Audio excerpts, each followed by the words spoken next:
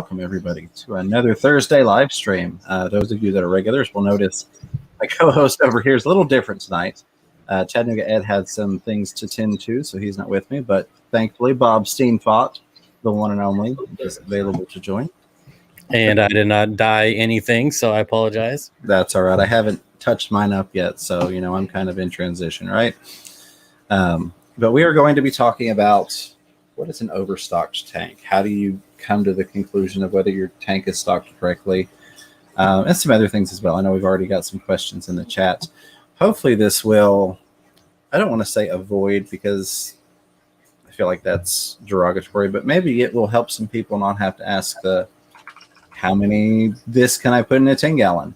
And kind of get people thinking on their own, because I feel like that's part of the process of growing as a hobbyist, is learning to think on your own while seeking outside information and kind of understanding how to come to the conclusions that are best for your fish and yourself in the hobby in general. Freezing, I see your question. I will actually, I can go ahead and grab that real quick. Get back up there. Says, want to get my question on early. I have the opportunity to buy 2 75-gallon tanks for $125. I want a lot of fish, but how many is too much, and what should I go with to get the most? So how many is too much is going to depend solely on what you go with to get the most. If you're wanting to get the most out of it in terms of the most activity, the most fish you can get in there, you want to go with a lot of nano fish. And I think those tanks always look awesome. Do a nice planted tank with a lot of smaller fish in larger numbers. Those are really beautiful tanks. You don't see them nearly as often as I think that maybe we should, quote unquote, should maybe be a bad word there. But that's an awesome deal for 2 75-gallon tanks. At least in my area, you don't get that too often. What do you think, Bob? Yeah. I mean, if you want to go for quantity, nano fish is the way to go. For sure. $125 for 275 is a pretty dang good deal. And the how much of fish go in what aquarium is always, there's just way too many variables. You can never really answer that. Obviously, it's an inch per gallon. Duh. Like, that's the rule. Right.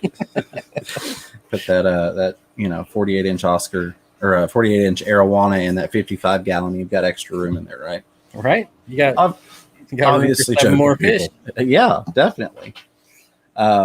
So there are some factors, I think, because again, there are so many different variables.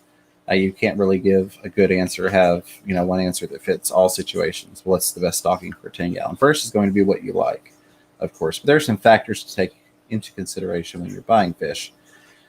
The most important we'll say for last because it's a little bit more involved. But let's go on to when you're looking at a fish, let's look at the individual fish size. Depending upon stock, both with rainbow fish. There you go. Scary Terry said that for you, Bob. Absolutely. So some things to look at when you're stocking a tank, and most of the people that are seasoned, that have been around a while, are going to be aware of these factors. But the first factor is individual fish size. How big does that one particular fish get? And you get into some of the things like the 1 inch per gallon.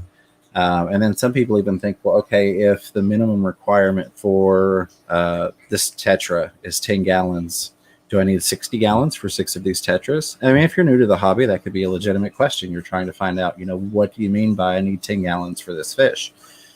So let's say you've got a 2-inch Tetra, or a Tetra that grows out to 2-inch max. And that's something that you always want to try and take into consideration, is how big does the fish get overall? Not how big is it now, because, we see little Oscars all the time. They're 2 inches, 3 inches. And you don't want to think necessarily tank size for them at that. You want to think about them full grown. How much tank size do you need? So let's take a Tetra that gets 2 inches and they've got it, listed on their thing. We'll just say minimum 10 gallons, since 10 is an easy number for people to work with. The next thing you want to kind of look at is how many fish are recommended, or how many fish should, quote unquote, go with that in terms of the group size. Does that fish like to have other fish like it with it? Corridors, for example. I always recommend getting at least 6 Corys. And I'm sure, Bob, you're probably somewhere along those lines. You're a huge Cory guy. I hear music somewhere, and I have like 30 tabs open, so I'm just closing everything down. Gotcha. Yeah, I have no music going. So yeah, it's weird. So I apologize. Yes, Corridoras at least 6. Yeah. I always like to do at least 8, but I always tell people like the minimum is 6. Absolutely. So, take into consideration how big is that individual fish, and then also how many fish of that type should go in with it to keep it comfortable, keep it from stressing out, and just give it a better all life, which is going to give you a better experience enjoying that fish because it's going to have better behaviors. I love Geek Boy says, if you answer that once and for all, what would everyone ask John at KG Tropicals? Yeah, I don't know. I don't know what people are going to ask. If we can answer this once and for all, YouTube's just going to shut down because we've broken it. It's the end of the internet. So, take that into consideration. Okay, I've got a Tetra that gets to 2 inches. They like to have, we'll say, 9 other of the same Tetra with them to be in a comfortable group and not be stressed because they're solo. And then kind of look at tank size from there. Another thing to factor in, and I'm kind of trying to run through this semi-quickly because I know we've got a lot of questions that are already piling up, and I want to make sure that I get to those. Besides the how many tiger barbs in a bathtub, we're not going to answer that one. But taking into account what's the attitude of the fish you're getting. So we know the max size of that individual fish. We now know the group amount or recommended amounts to make that fish feel comfortable and behave in a more natural way, if you will, a more enjoyable way. So then I'm looking at, what's the attitude? Does that fish take a territory? So you may get some different cichlid things that, this is my area and I'm going to keep all other fish away from it. You have things like tetras that for the most part don't care about other tetras. Some of them do, but I've had a lot of different types of tetras together in the same tank, and they all pretty much hang up together with no to very minimal issues whatsoever. So those are some things to keep in mind. I could probably put a lot more types of tetras in a 55 gallon because they're going to generally get along. Then I could go, well, I'm going to do 10 of these tetras, and then I'm going to stick, I don't know, maybe some rams or something that's, going to have some territory issues, and water column level plays into it as well. Is it a bottom dweller? Is it a mid-level swimmer? Is it a surface dwelling fish? So those are things to kind of keep in mind when you say, how many fish can I put in this 10-gallon tank? You're probably the best person to answer that question because you know kind of what you're looking for. And then you can look and go, well, okay, this fish gets 5 inches. And it likes to have 7 other of that fish with it as a minimum group size. That's going to be too much for my 20-gallon long, so a lot of these things, while we're all here to help, except Bob, he's here to just, be Bob. While most of us are here to help, I feel like a lot of times the best person to help people with some of the questions are themselves. And we're always here to answer and give information. But, it's kind of like if you call your doctor over the phone and go, we'll do this, for example. My wrist hurts. What should I do? They're going to go, well, I don't know what's wrong with your wrist. I need to take a look at it. I need to know, what's the background? What are the intentions? Your wrist may be fine for normal life, but you don't need to go play tennis, 5 times a week with it. They'll say you need a blood transfusion. Yes, absolutely. You need surgery. If it was the fish world, that's what people do. Something's wrong with my tank. Oh, do a water change. Right. And that's very true. That is very true. Which I hate. I personally hate people say that.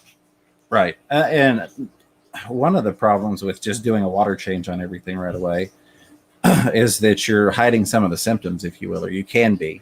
Okay, I'm going to change my water. Now I'm going to test it. Okay, well, what was it before you changed it? You're not going to get those numbers now because you've diluted it. Another thing is, nitrate shock is a thing. If you've got really, really high nitrates and you do a 90% water change to slam those nitrates down, that can be just as harmful as having the high nitrates themselves.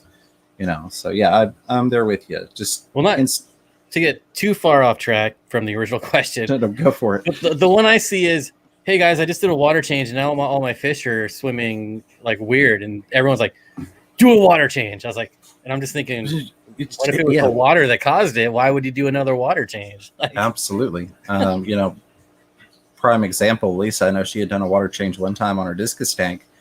And there were some issues with the water at that point when she did it, and killed off a bunch of, I think it was her tetras. May not have been tetras. It was a smaller fish that were in there. And it was a water quality issue. It was the water coming from the tap that was the problem. And that's something that, if you're lucky, you can find out about those things if you go online. But let's be honest, how many people are really going online to their local utility board website and finding out, what the treatment schedule is for their water? Probably not too many, if it's even fully listed on there at all. So yeah, that sometimes can be the last thing that you want to do, is just do a water change. I feel like, and again, I'm going to go off topic a little bit, but I really do feel like a lot of times we just try and find a solution without treating the problem. We want a result, but we don't want to know why it got that way. We just want it to be better, and then it'll happen again, and we'll just make it better. Versus going, oh, I have this bad algae because my light cycle is too long, or it's too strong, or I got too many nutrients in the water. We're just like, oh, well, we want it gone. Can I dump some chemicals in and get rid of it? Okay, the algae's gone. All right. However many weeks later, all right, now it's back.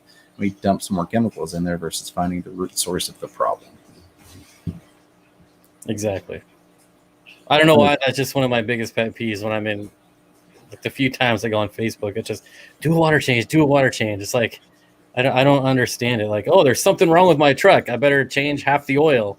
Oh, it turns out it was just a flat tire. Like, yeah, that's a good example. I like that. Yeah, so we've looked at individual fish size. How big is that fish going to get, and how much room does that individual fish need? How many should you put in the group with that fish to make it comfortable? What's his attitude like? Is it going to be territorial? Is it going to do well with other fish? Is it a quote unquote community fish? And then we're looking at some of the things like the inch per gallon. I feel like it's one of those, the path is paved with good intentions type things. It's meant to do well, but it's not properly used, so it's almost just doing more harm than good. Case in point, putting a 48-inch arowana in a 55 or 50-gallon tank. That's not what it's meant to talk about. Or putting a 10-inch Oscar in a 10-gallon tank. Pretty much everybody in here, I'm sure, knows that's not what you want to do. The biggest thing, and this is where I get off on a tangent, I guess, and Bob, you're welcome to join me on this tangent. But the biggest thing in terms of, is my tank overstocked, is your bioload. How much bioload can your tank handle? I mean, yes, you want to take into account how much room the fish need, but realistically, that's irrelevant if you don't have a sufficient bioload in your tank to be able, or a sufficient bacteria level in your tank to be able to handle that bioload. And that's where we get into, is my tank cycled? Is it not cycled? Season tank time, things of that nature. The worst thing you can do is to quote unquote properly stock a tank with the right amount of fish for that water volume, but not have the bacteria to be able to back it up, if you will.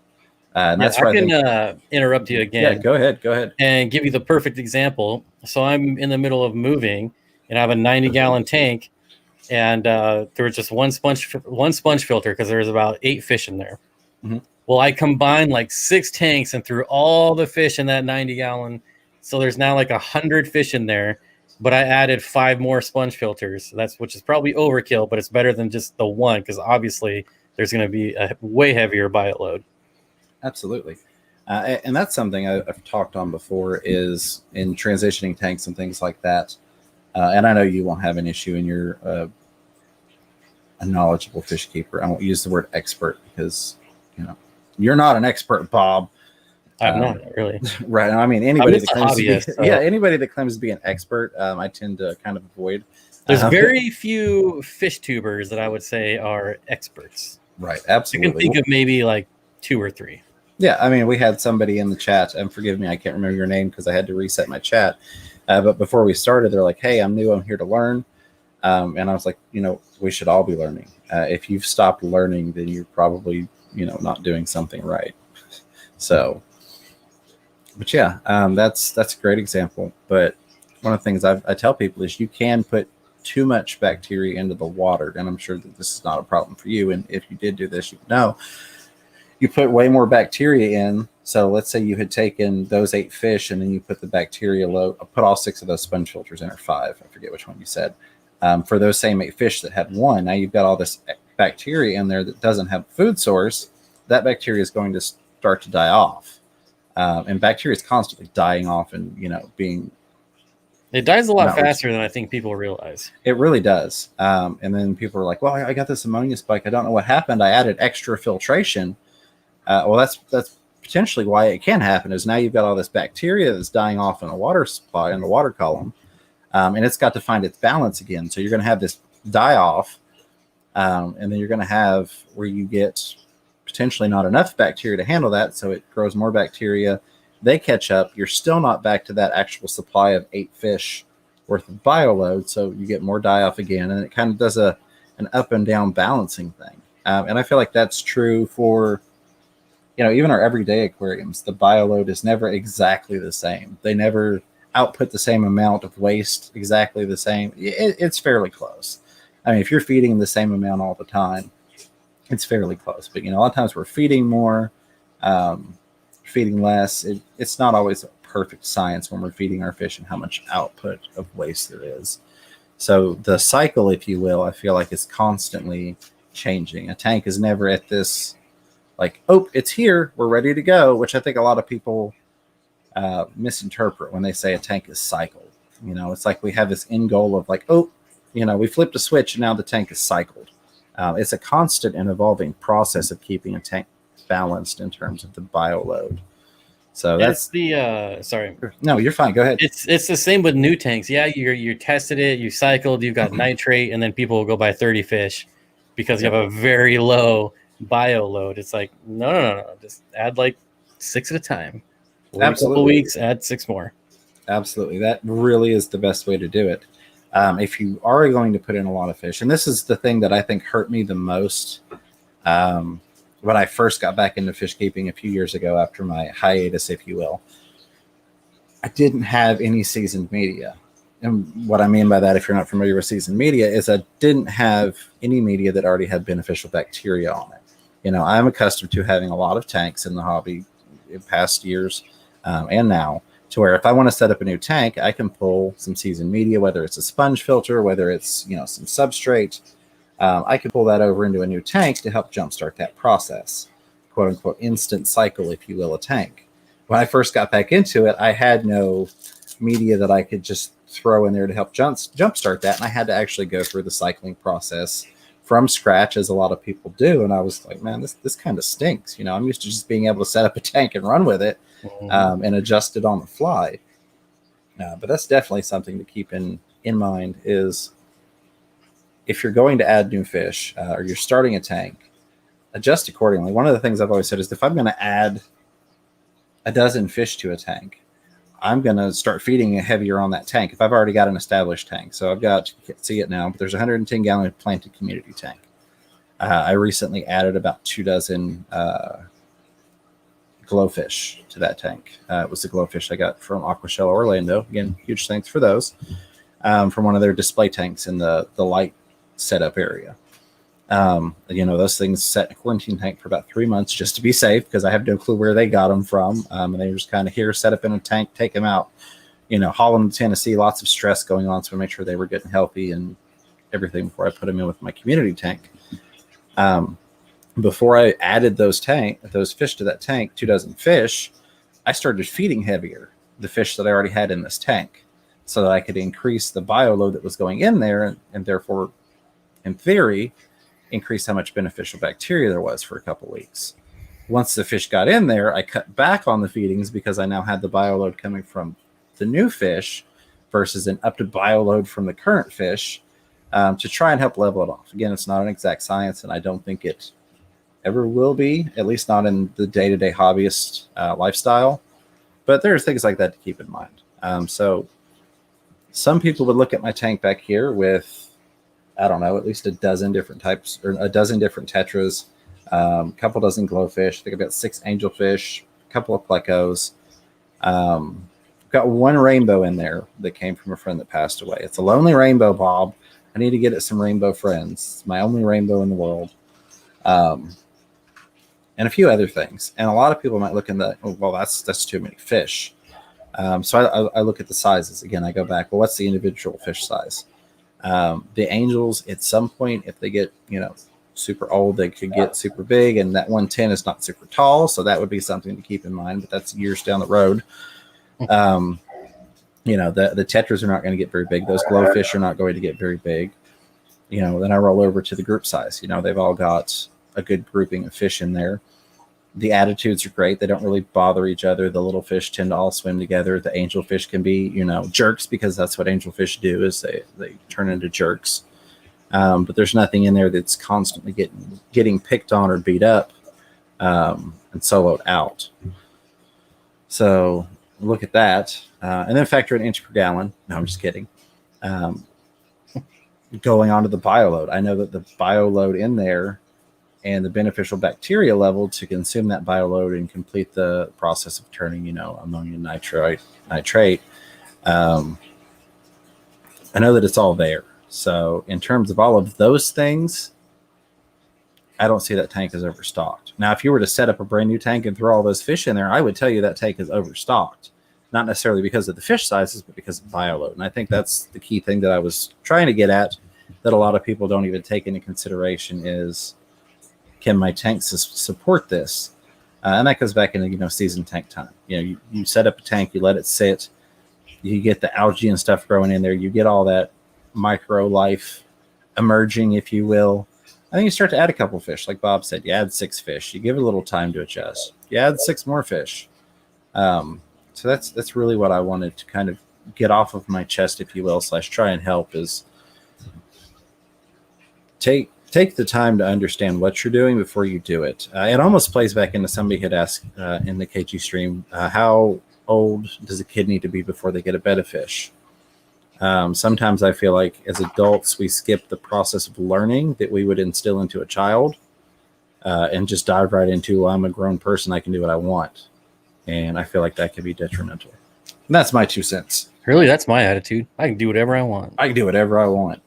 Whatever I want. You should see these piranhas and these angelfish. They get along great. I'm going to jump into the chat. I know I missed some super chats here. Lots of questions. I'm going to grab the super chats first real quick, and then we'll roll through these questions. Okay, wait. Alice says, sounds like someone has a TV in the background. I swear, something. I don't have anything. Like my house.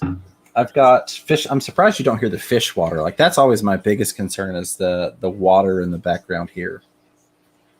Maybe it's the trickling of water. Tell you what, let me go check the living room. I did turn the volume down on the living room TV because my little boy likes to sleep in there.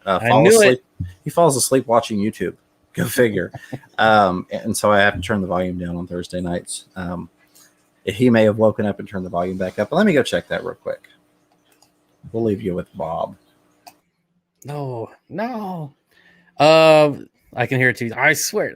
At first I thought it was me. I closed down every tab. I turned all the sound off on my phone. I'm like, what am I listening to? Fantastic Freaks, fashionably late tonight. Dropping by to say hi. Less than 48 hours from getting hitched. Congratulations, buddy. Soon to be Mrs. says hi as well. Well, congratulations. Pretty awesome. That's Bob's mystery music. I don't know what it is.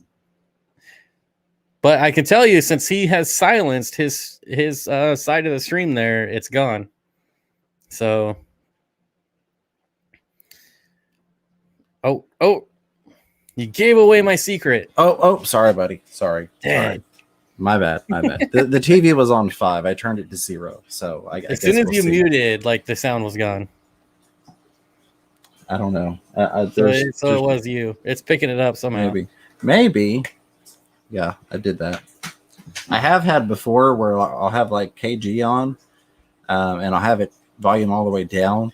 And it's even been your stream once before. It'll switch over to another video. YouTube will just autoplay it, and the next one will come on and the volume kick back up. I'm like, okay. But I had you show up one time in the background on a live stream. It's just out of nowhere, 15 minutes in, Bob Steenbot starts talking. All right, I hate that. I always freak out when I go to someone's live stream 3 hours early. And I just go about my day, and all of a sudden I'm like, what? Who's talking to me? Exactly. Absolutely. All right. Let me grab these super chats before YouTube decides not to show them to me, which it's already trying to do. I know Chattanooga Ed did one. All right, I'm going to have to pull them up in the studio. Shame on you, YouTube. You took them out of my live studio. But while we're doing that, waiting for that to load, I see a lot of questions, and I'm definitely going to try and get through as many of those, hopefully all of those as possible. Hopefully this helps somebody, at least in their thought process. How many fish in an aquarium? Because, I get that a lot. I'm sure you get that a lot. What do you recommend for this tank? And while we love to help, we don't really necessarily have the best answer, if you will, because that's an impossible question to answer. It is. I just got a 20-gallon. What would you put in it? Yeah. Well, you probably don't like the same fish I do. So right, and that's why they're just looking for ideas, but I just say rainbow fish every time, and I feel bad. Right, and that's why I say, well, what do you like? And sometimes people don't know. They're new to the hobby. They don't know what they like. They don't know what options are out there. So I say, well, if you have a local fish store, go to your local fish store and browse. Go in there and look at what fish are available. If you're ordering online, go to whatever website you intend to order from and browse the selection. Take that idea of, I really like these type of fish. I really like bluefish. I really like, yellowfish, whatever. And then start to research those fish and go, okay, well, I like this fish, but, these things get 8 inches long and I've got a 20-gallon tank, so this isn't going to work for me. And go from there and ask yourself the questions, fish sizes and whatnot. Let me get in here. I did forget a pistos. Oh, yeah. Here we go. All right. So we had, starting with this week, there's this week, how many fish? Fish Tank Barn with the $5 super chat for the tip jar. Thank you, Mike. I'm going to try and do the ALA thing. So just to let you know, because I know you and I have talked about that. I'm working on that. I need to talk to you some more about some details, but it's looking like a yes at this point. The ALA? Yeah. It's looking more and more like a no for me. Oh, shame on you, Bob. That was the whole reason I was going, was because Bob was going to be there. So never mind. Sorry. Blame Bob. I can't go to the ALA because he's backing out. Yeah, I don't. Isn't it next? Is it October? Yeah. Like right before Aquashella Dallas. Yeah, I don't know that I'll be able to do that. Well, that stinks. But Fish Tank Barn, thank you so much for the $5 super chat, buddy. Looking forward to getting to hang out with you again. It's always a fun time. We'll try not to play any basketball this go around. Chattanooga Ed in the chat with $5 super chat. Ed, that wasn't necessary, my friend. So sorry I can't be there, guys. Thanks, Bob, for being a great guy. Maybe he thinks I had the other Bob on. He said great guy. Wait, somebody called me a great guy? Yeah, the Chattanooga Ed suckers. did. Yeah, I don't know. He must have thought I meant Bob Kaler was coming on, because he knows you're not a great guy. So sorry for the confusion. But no, seriously, thank you, Ed. I hope all is well. If you're still hanging out, please let me know if you need your live stream canceled for tonight. I've left it on per your request. But I do need to know at some point before we wrap up if you're going or not, so I can delete your live if you're not going. Michelle Kinsey with the $5 super chat. Nothing to say, just throw in some money at us. Thank you as always, Michelle. Never expected, but always very, very much appreciated. Look at this guy, our buddy. He comes through here and throws money at us every week. I need to get your shirt on again. I wore it a couple weeks ago. Fantastic Freaks with that $5 super chat says, fashionably late tonight, dropping by to say hi quick. Less than 48 hours from getting hitched. Bit nervous. Soon to be Mrs. Says hi as well. Well, hello to you, Mrs. and Mr. And congratulations, buddy. I know I've said it in the past, but less than 48 hours. Don't be nervous. I think you made a great choice. You get to have a basement full of fish tanks. So, I think you picked a winner there. And again, congrats. Thank you for the super chat, my friend. All right. I have a live chat. It's somewhere behind it. This whole one screen from two screen things is still kicking my backside. All right. Rolling from the top here. Let's see what we got. All righty. Good. Answered that already. Carol's going to drill some tubs out to help with drainage. What's going on? Paul Sotero, Jimmy P's Aquarium. It's good to see ya. Michael Long, hello as well. Thank you, Zen, for posting that link. Tim Kendrick, good evening, sir. Rico, what's up, buddy? There was Freezing's question right there. So, rolling down to the next highlighted thing. That was Geek Boy talking about what would people ask John. MSC Aquatics says, I bought a 33 long, a couple of 10s, a 28, and a 75. Lights, lids, heaters, and filters, all for the price of a new 10-gallon with a big laughing face. That's incredible, and congratulations to you. I'm mad. No, I'm just kidding. That's awesome. That really, really is. Anytime we can find those super deals as hobbyists, I'm always happy for those people. The only thing that I ever mention in terms of that stuff is always keep in mind when somebody's getting rid of a tank, did we just lose a hobbyist? Because that's kind of my overall goal as a YouTuber, a personality, a creator, whatever you want to call it, is to keep more people in the hobby and get more people involved. We lose a lot of people for things such as this, overstocked tanks, fish dying off because of no bacteria load to support them. So that's always in the back of my mind because I'm a weird person like that, and weird in many other ways, as you all know. When I see somebody's like, I'm selling all my tanks, I'm like, well, how could we have kept that person in the hobby? And that may be the business part of me. Same like, losing a customer. Okay, well, we just lost this customer. How could we have kept that customer? And how could we in the future do that thing that would have kept that customer to keep others? But congrats, M&C Aquatics. So Amanda brings up a good point. She said Ed said he was turning off his phone to save battery. So he's probably not going to respond. Gotcha. Well, hopefully he messaged me beforehand. If this wraps up and Ed's not sitting over there backstage in his live, I'm going to kill his live. But I have talked to Rico Stan, who is going on Thursday nights after Chattanooga Ed, and we are going to kind of move things around and kill any dead airtime, if you will. I don't think my video is fully uploaded for me to release it. Otherwise, I could do that, but it's not something that you all will probably be interested in. As weird as that sounds, this was a different type of video that I uploaded today. I've got 2 more that are still uploading. Have you had any issues with uploading lately? I'm just curious because I don't know. I haven't uploaded a video in like 3 months. Well, there you go. I had a short that sat in uploading status for 2 days. I randomly come across that problem. Yeah. So over the last couple of years. So I'm trying different things. I've got a couple of different videos going from a couple different devices. So eventually the other stuff will get uploaded sooner or later. And then of course it has to process the standard definition and the high definition. Well, they just upgraded their systems to allow faster uploads. So something's broken because that's just what they do. Yeah, absolutely. Paul Stero says the number of discus you can keep in X-size tank is almost always asked in the chats. Yes. So yeah, somebody did ask it. The number of discus in X-size tank. So look at the full-grown size of that fish. Look at how, and again, I'm doing this broad stroke versus specifically talking discus. I want you to look at the full size of that fish when it's fully grown. I want you to look at how it interacts with other discus, how it interacts with other fish that you might like to have with it in that particular environment, and then determine what size tank do you need. Hey, I got a super chat here. From, Multiple Aquarium says, who's the guy next to Bob? Bob, who is your guest? My guest today is James from Fish Room Fever. Hey, check him out. This guy, right here. There it is. Pretty cool dude. Oh, thank you. I appreciate that. Not many people can message me in an hour's notice and say, can you come on my live stream? Absolutely. Well, James is one of them. Well, and I appreciate that. There are not many people that I would feel comfortable messaging with an hour's notice. They go, hey, is it possible that you could do this? I'd really appreciate it.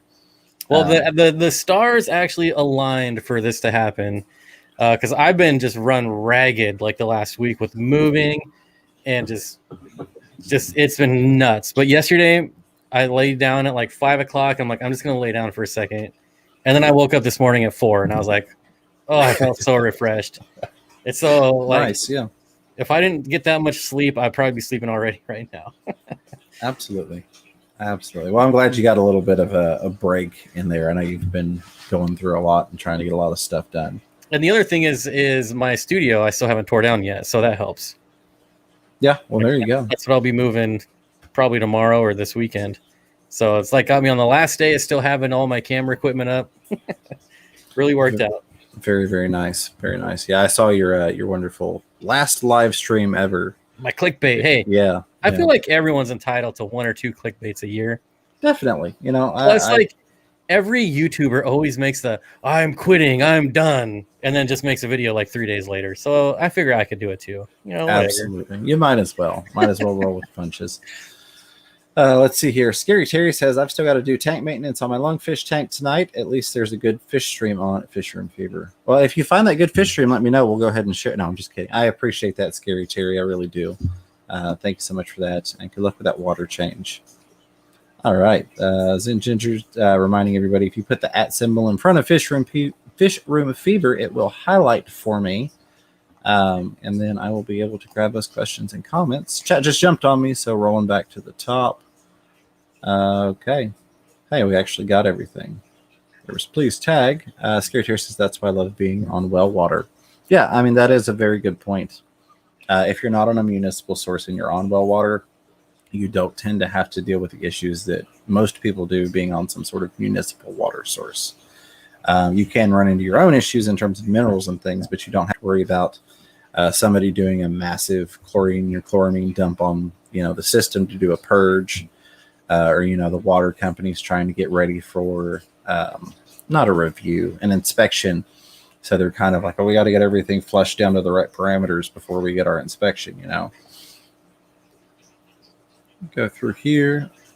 Thank you again, Michelle Kinsey, for that $5 super chat.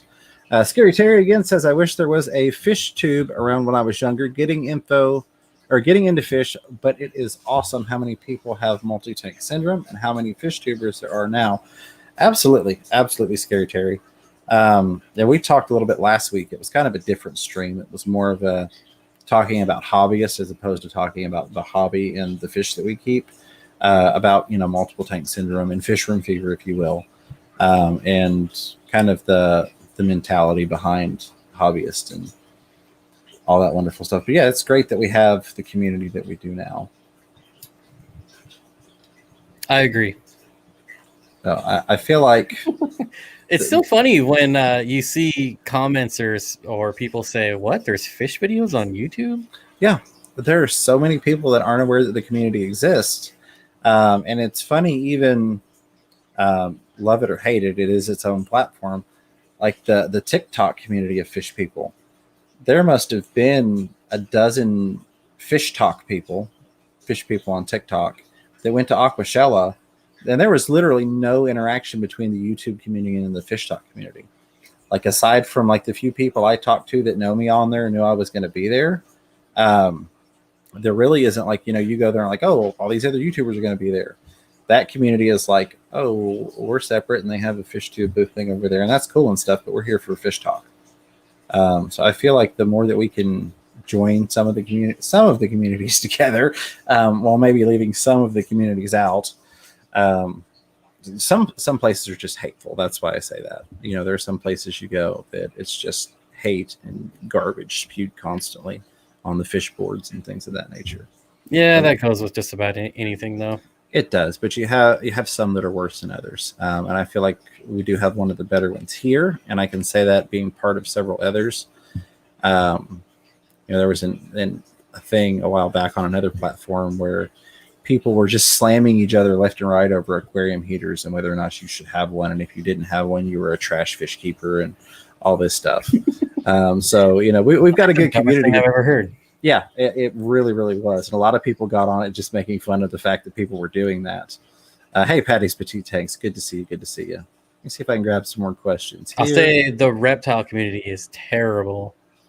Like, way worse than any of the bad apples in the fish world. Absolutely. So Scary Terry says I should get some rainbows from Dan's Fish. He's the best in the game when it comes to shipping fish and have the best selection of rainbows. I agree. I need to snag some of Steam Pots. I need to sneak over while he's out on a camping trip and just. I got so many extra right now. So I made a terrible mistake So I have a lot of different species that are fried. So they're just silverfish. And tearing down tanks and moving them around. They were labeled, and now they're not labeled. Oh, God. So now I have all these silverfish, and I got to wait and grow them out before I know what they are. I have some Melanotania trifasciata. That one yellow rainbow fish jumped from one tank into that one. And they all look identical now. And I'm just like, well, I can never do anything with these fish now. Yep. I had that happen. Interesting. Absolutely. No, I had that happen with some guppies. I had a male Endler jump over into another guppy tank. And I found it when I'd gotten back from Aquashella. So it's not like it happened and I saw it and I caught it. It was like I got back and I'm like, how long have you been in here with these other females? So now I have to wait forever to see if he got, if he dirtied up the gene pool, if you will. Well, especially because they can hold sperm for like years. Yep. You're screwed. Yep. Exactly. And it was one of my nicer Endler lines that actually got screwed up. It was Endlers and there were no guppies involved. But I've got a Betta on my 10-gallon rack. It's 16 10-gallon tanks. It's 4 per row. And he likes to jump tank to tank because I have partial lids on those tanks. I don't have full coverage, but I have partial coverage. I went in one day and he had been in 3 different tanks. I'm like, all right, you're getting a full lid on your tank because he's just every time he was in a different tank going down the row. Just, I guess, trying to see what was going on and who had the best food in there. Scary Terry saying, what kind of fish do you keep or kinds of fish you'd prefer to keep? Fish room fever. I keep everything from piranhas to plecos, angelfish, tetras, bichers, bikers, bickers, however you want to pronounce it. Y'all can bicker over that. Hey, I'm a dad. I get to make dad jokes, right? All sorts of different fish, Neocaridina shrimp, a little bit of everything. I really do enjoy the piranhas. I know most people are like, those are dumb, boring fish. I was just going to ask you, be honest, how boring are they? Well, that's the thing. In most environments that you see people put them in, so most of the time the way the tanks are set up, and I'm not trying to be mean to anybody, but most of the time the way people set their piranha tanks up, they get really dumb, boring fish, or they get fish that are scared and hiding all the time because they're just like, oh, I want this tank full of piranhas, and I just want to see them all the time, so it's just going to be like a bare bottom with one rock in there. It's going to be super cool, and they're going to be biting things, and I try and give everything. Who are you making fun of right now? I'm not making fun of anybody in particular. Just a lot of crap I've seen. And that's led to the popular belief of they're really dumb, boring fish. You can ask Chattanooga Ed. He said many times, I set my tanks up so that my piranhas are enjoyable. They swim around. They don't hide. They're not boring skittish. For you because you stick your hand in there and let them bite you. That's. It healed up nicely, full functionality.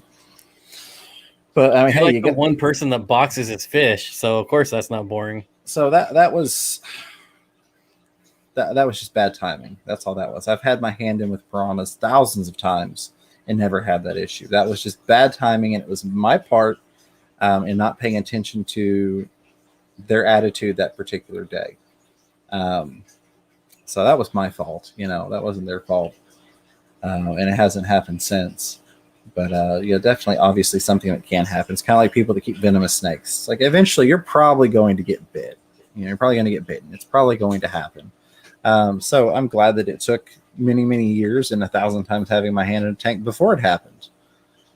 But yeah, if you set them up with a more natural environment, give them places they can hide, but also places they can feel comfortable in the open, I find that you get a much better experience with keeping them.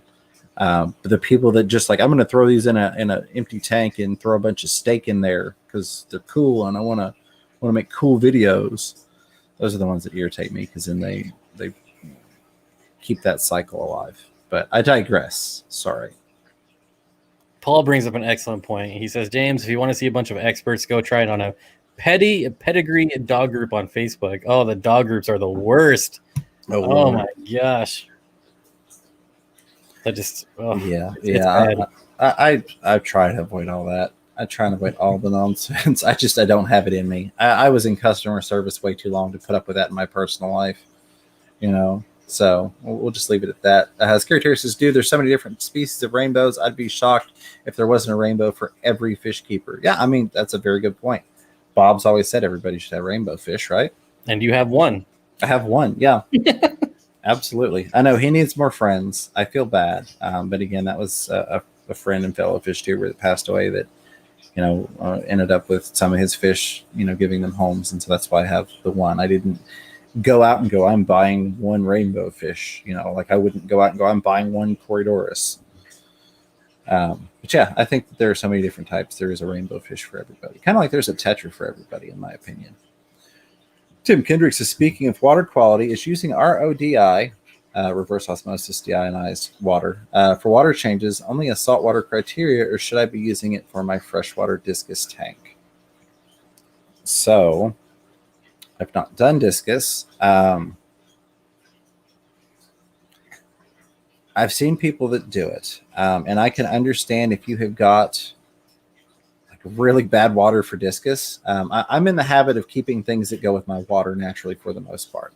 But I can understand if you just do not have the water quality for discus and you're trying to get better water. A lot of times what I see people do is actually buffer with RODI, or they'll mix RODI with their water. So it's not just straight up RODI. The problem with RODI is that it's pure. I mean, it is pure to the point of not necessarily being a good thing. Oftentimes when we're using RODI for things, we're actually adding stuff back into it now that we've got a neutral or a blank base to start with, an empty canvas, if you will. And then we paint it to how we want it. And a lot of times that's what you're seeing in saltwater is we start with RODI, so we have that blank slate, and then we're going to add in calcium or magnesium or whatever we need for that particular setup. But it's because we know we have a blank slate that we start with the RODI. Bob, Megan probably does have a better answer for that, specifically relating to discus. Well, specifically related to any fish, where are they coming from? Like, are they wild caught? Maybe you want to go RODI. But if they're bred by someone 2 towns over with similar water, you probably don't have to worry about it. Which most discus these days, I mean, if you go back 20 years ago, sure, maybe things were they were more sensitive. But I feel like they've been bred so often now, they're way hardier. I don't know. Yeah. Like for me, it would make no difference if I did RODI because that's how the water comes out of my tap. So you got to take that into consideration as well. Absolutely. And that's a tangent I've gone off on a couple different times, is that discus now are not what they were 20 years ago. It's a totally different thing. People have been scared of discus for a long time because of the way things used to be. But there are really, really, really hardy strains of discus out there that you don't have to be so panicky about. And I would really encourage people, if you want to do discus and you've done your research, to give them a try, because they are awesome fish and they're not nearly as difficult nowadays as they were. Exception being, of course, like Bob mentioned, the wild caught. The wild caught discus will always be the wild caught discus.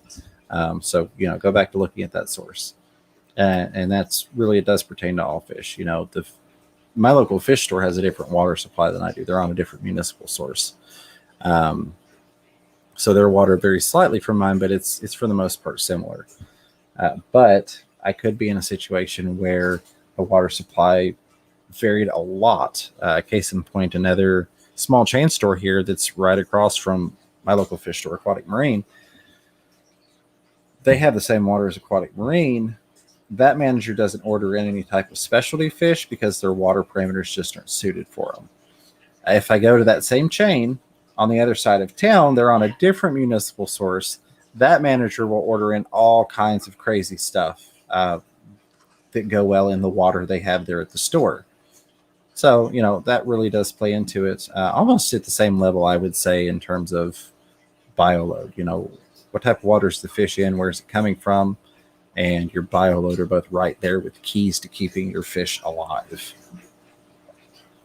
All right, I'm going to try and get caught up here. I know I'm behind. I'm at 10 o'clock now, Eastern time. Amanda Jean 165. Thanks for being here. Thanks for being a member. Says Ed said he was turning off. Okay, there we go. That was turning off his phone to save battery. Oh, man, you're way behind. I am. I keep getting interrupted by this kind Bob guy. God.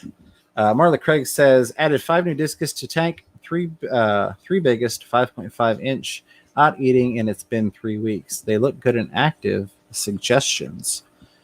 So I don't know what you've tried to feed them. There are a lot of different things that you could try. I know a lot of people have had luck with the Vibra bites in terms of a dry food because of the, I guess, shape of them.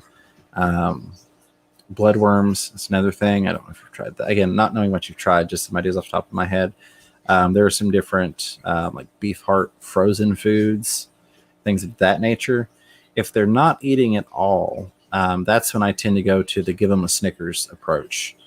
Things that I maybe wouldn't feed on a regular basis that are more treat styled, if you will, just to get them eating something and then incorporate other things. So it's like, okay, I got them eating bloodworms. Well, when I feed my bloodworms, I'm going to mix in some flake food so that they kind of get used to that being in there and they start eating that. And then I can back the bloodworms down some, so it's not just a diet of all bloodworms all the time.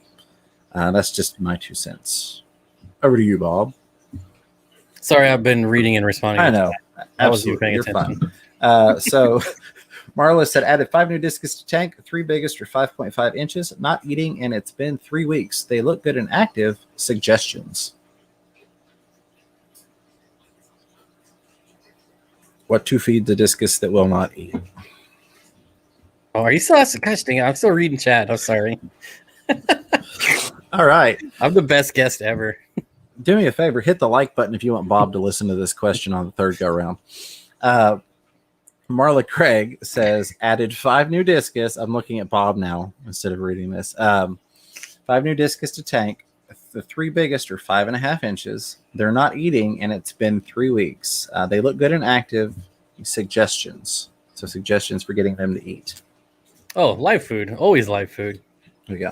Well, did they say what they've tried already? They did not. Okay, always live food. There you go. I knew live that would be your black answer. worms. Yep, for sure. Yep, definitely. There's like garlic additives that you can do, like garlic guard, that's supposed to like help their appetite. But man, live foods. Definitely.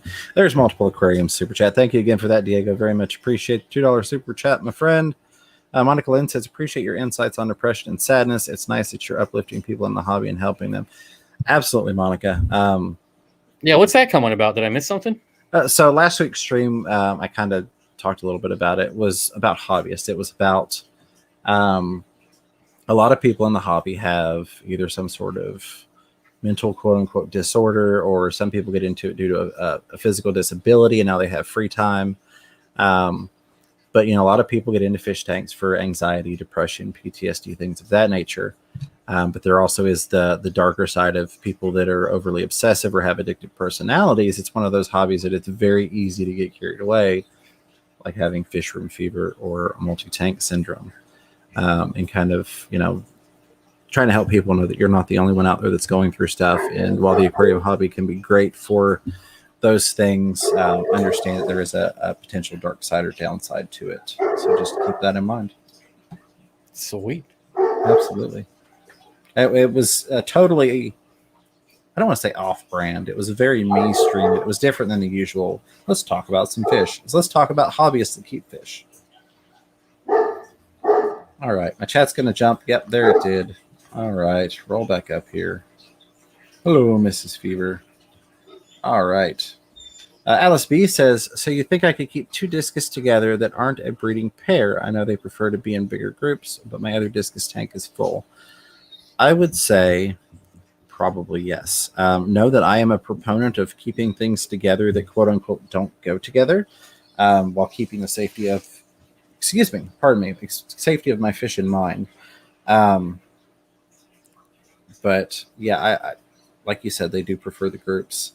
I've seen quite a few people that will have, you know, a couple in there that aren't necessarily a breeding pair. You may see some animosity, just like with angelfish sometimes, as with any situation like that, where you're doing something that's maybe not the premium setup, if you will, the best case scenario. Just keep an eye on it and be prepared to react if something does go wrong. That would be my biggest piece of advice, is just keep an eye on the situation, and have a backup plan in case one of those discus gets angry and decides it wants to beat the bejesus out of the other one. Scuba Steve-O, what's going on? Appreciate you offering to be a guest. I'd love to have you on sometime, buddy. Met Scuba Steve-O at Aquashella, Chicago. That was very, very cool. Let's see. All right. My Fish Tank Aquatic says, great guys. This topic is always a great one. Thank you. Absolutely. Again, nothing, I think, shocking. You know, I don't think we've found the end of the internet, but it's something that I don't think people really ever get to the bottom of. We just kind of, and even myself, I was like, well, what should I do? I'm like, well, what do you like? Go check out some fish and stock from there. Versus trying to help prepare individuals to assess the situation themselves. Again, I'm here to help, and I always will be, but I also want to help people help themselves. I never want people to stop coming to the streams, but I want people to be able to look at a situation and go, Yeah, I could do that. I should be able to stock that tank that way versus, oh God, I want some fish and I really don't want to ask the Petco or the PetSmart or the local fish store for their advice because I don't know if they're going to give me good advice. So I'm just going to wait till I can find a stream that's active and get advice there that I can go off of. Because again, it's advice. And same with Bob, What's a stream that's not active? Like, so maybe I'm in a local fish store and I don't know how I should stock a tank. But there's nobody live streaming right now. There's no group of people I can jump in and ask. So now I have to wait for Thursday night when Fish Room Fever comes on to ask him what he thinks. We don't want that to be the situation. We want people to make decisions for themselves based upon information and understanding. Because that's how you grow the hobby. Information and understanding. Absolutely. And less Facebook groups. Sorry, I had to throw that one out there. We were talking about that a little bit ago. Facebook groups can be good for some clickbaity videos, though. There you go. Absolutely. All right. Mrs. Fever, I'm not going to answer your Frontosas in 110 gallon because you're not getting my 110 gallon. That's my community tank and it's staying that way. Cronto Half Moon, how's it going? Says, need some advice. My Bacopa Carolina is melting out from the base. Do I need to add ferts or CO2 sand substrates I'm using? Bob, over to you. Yes. There you go. Yes. Can you repeat the question? Absolutely. See, this is you're like 15 minutes behind chat, so I'm reading the current chat and you're reading the old chat. Right. That's because I leave the chat hung up at the top. I pause it, if you will. That way I can actually address it from the beginning once I get into the chat. And I know you're more of a I'm going to go straight into the chat. We're going to go. I blame Susie Q because she said something about my dogs and then I got distracted. Absolutely. So what was the question? Hey, everybody, it's Susie Q. So Crowntail Half Moon says, need some advice. My Bacopa Carolina is melting out from the base. Do I need to add ferts or CO2? I'm using sand substrate. So most of the time when it comes to stem plants, if you're losing leaves at the bottom of the stems, it's not enough light. That may not be the scenario that you're working with, but that's usually the case. There you go. So just tape a light to the front of your tank, shine it up underneath, and you're good. Yeah. So if you'll see this a lot with stem plants. If you trim stem plants 6 inches above the surface, they'll send out side shoots, and then eventually it'll get so bushy that the whole bottom stems are just barren because they're not getting enough light. So yeah, I don't know if that's the case either, but in my experience, no bottom leaves means not enough light. Absolutely. Yeah, that is more often than not the answer to that one. Because again, even if the thing is getting nutrients, if it doesn't have the light to properly digest, if you will, those nutrients, it's not going to thrive. Also, the base of plants tend to be dead zones. So even if you have circulation pumps, they're usually up high. So you usually can have dead zones in the middle of stem plants and things like that. So that could also be what's going on. Absolutely. So let's see. Stephen Eastcomer says, do the rainbow fish ever make a rainbow at Fish Room Fever? I've not seen mine produce a rainbow yet. I really thought when I got the rainbow fish that I was going to get to find that little miniature pot of gold at the end of the rainbow. And I was going to be able to, just completely retire and not even have to do YouTube anymore. I'm disappointed. It's kind of like my Marineland. I've got that thing hanging on the back just so I can get that insurance money, but still no fire from it. So, here I am, right? You gotta help it along a little bit. I gotcha. You gotta jam it full, make it run extra hot. That's definitely. So Scary Terry has got a comment that is very relevant, and I've gone off on this subject numerous times. But says, yeah, I kind of wish Salt and Fresh were more quote unquote together than they are. You're absolutely right. That's why anytime I see the local fish clubs, when I go to the fish swaps and things, and they have a good variety of salt and fresh, and they're combining the two, I'm always very, very happy that they've got Salt and Fresh members in that group. I've been in some reef only groups, saltwater only, actual physical groups before, some clubs, and it's just, from my experience, which is all I can ever speak from, generally speaking, the saltwater side is not very inclusive. That being said, we also do have our own little clubs in the freshwater side that may not really be inclusive. You've got people that like rainbow fish, that's all they ever want to talk about. If you don't keep rainbow fish, you just aren't a fish keeper. You've got I mean, that's science. That's been proven. Absolutely. Well, no, actually, that was disproven by the killifish keepers, the Killy Club. Killifish are basically baby rainbows, so it but counts. yeah, there is some separation, unfortunately, between some of the groups, and you'll always have that. But I am seeing people coming together more, especially where some of their products are crossing over more into both sides of the hobby.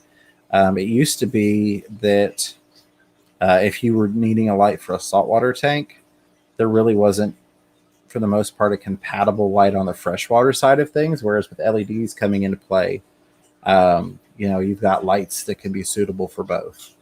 So as you get more of that product crossover, I feel like organically you're going to get more of that hobbyist crossover and more people talking to each other. Oh, I use that light on my reef tank. Oh, I use it on my planted tank.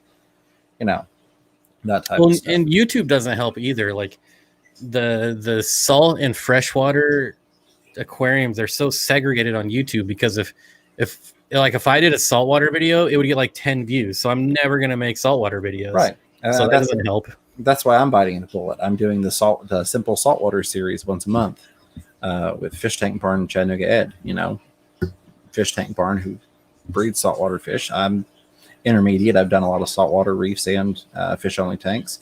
And then Ed, who's never done one, that's setting his first up. We don't get nearly the amount of people in there as we do on this. And I understand that, and I don't have any expectation. But I feel like it's one of those things that as we continue to bridge the gap, maybe 10 years from now, that series takes off. Maybe it never takes off, but at least I tried, So it's definitely one of those, if you're looking at it from a quote-unquote return on investment perspective, being a freshwater guy, the return on investment is just not there. But, hey, why not? It's fun, When are you going to make a video? I have one that's uploaded. Oh, that's right. I was looking at your channel the other day, and I was like, man, when is he going to upload it? I did that short. That short did like 25,000 views in that's 48 not hours. That's a TikTok. I mean a real video. Right, absolutely. No, the one that I've got uploaded, the only reason I haven't actually released it is I don't know if I'm going to. Because it's not my typical that sounds like me. Quote unquote helpful video. It's actually just like a 7-minute relaxation video of underwater 4K fish footage and some nice chill music. Oh, you're trying to get one of those going, huh? Some of those get like 5 billion views. I know. I went into a stream the other day and I had to roll the dice. 2,000 people sitting in there watching this fish tank, and I'm like, I saw that would come up on my suggestions. Yeah. So I was like, well, this is just a 7-minute one. This is something, if you're having a bad day at work, you go on your break, you could, play it in your car or whatever and just kind of de-stress for a minute. But it's not something that, like I mentioned earlier, most people in here will probably be interested in. But, it's something. I've got a couple others that are uploading. Well, Jimmy did one that got like 1 billion views, like a relaxation one. Yeah. So, so you got to roll the dice sometimes, Scary Terry wants to know what kind of rainbow I have. I don't know. I need to get a better picture for Bob so he can ID it for me. I have. Oh, you did send me a picture once. I remember. Yeah, I have somebody else's rainbow that I now taking care of. I think you sent me a Polaroid in the mail. Like it was so bad. I did, absolutely. So I went and I got an iPhone and took a picture, and that's how I got that quality. That's the worst. I had to pick on John. He lurks sometimes, so he's a big iPhone. And it was probably an iPhone like right after a new version came out, so they killed the previous one. Yep. Biscotti Nanya says, do you know how people make moss mats like the 4x4 ones? I have a ton of moss trimmings and I don't want to throw it away, LOL. So yes, none of your business. None of your business. I used to make those and sell them on my website before, Half by Fish. Make some good loot doing that. Yeah, absolutely. So there are a lot of different ways to do it. A lot of different materials you can use. One of my favorite is the crafting grids that you get for like the needle point working or whatever. The hook and latch, that's what I'm looking for. That's a nice safe material to go in the water, and you can use a lot of different types of things to attach it. You can use anything from a really, really fine fishing line. I've seen people use black thread, lots of different stuff.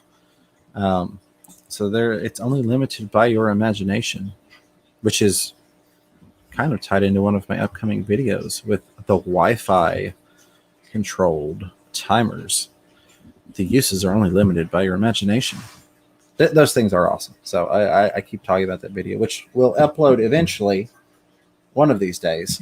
But like You could set those up for auto water change systems. You could set them up for so many different things. It's just like, I've got some now, and the possibilities are like endless, burning through my mind. Like, how else can I use these suckers? Anyways, I digress. Back to the comments here. Tim Kendrick, you are welcome. I don't know what you're thanking me for, but thank you, Tim.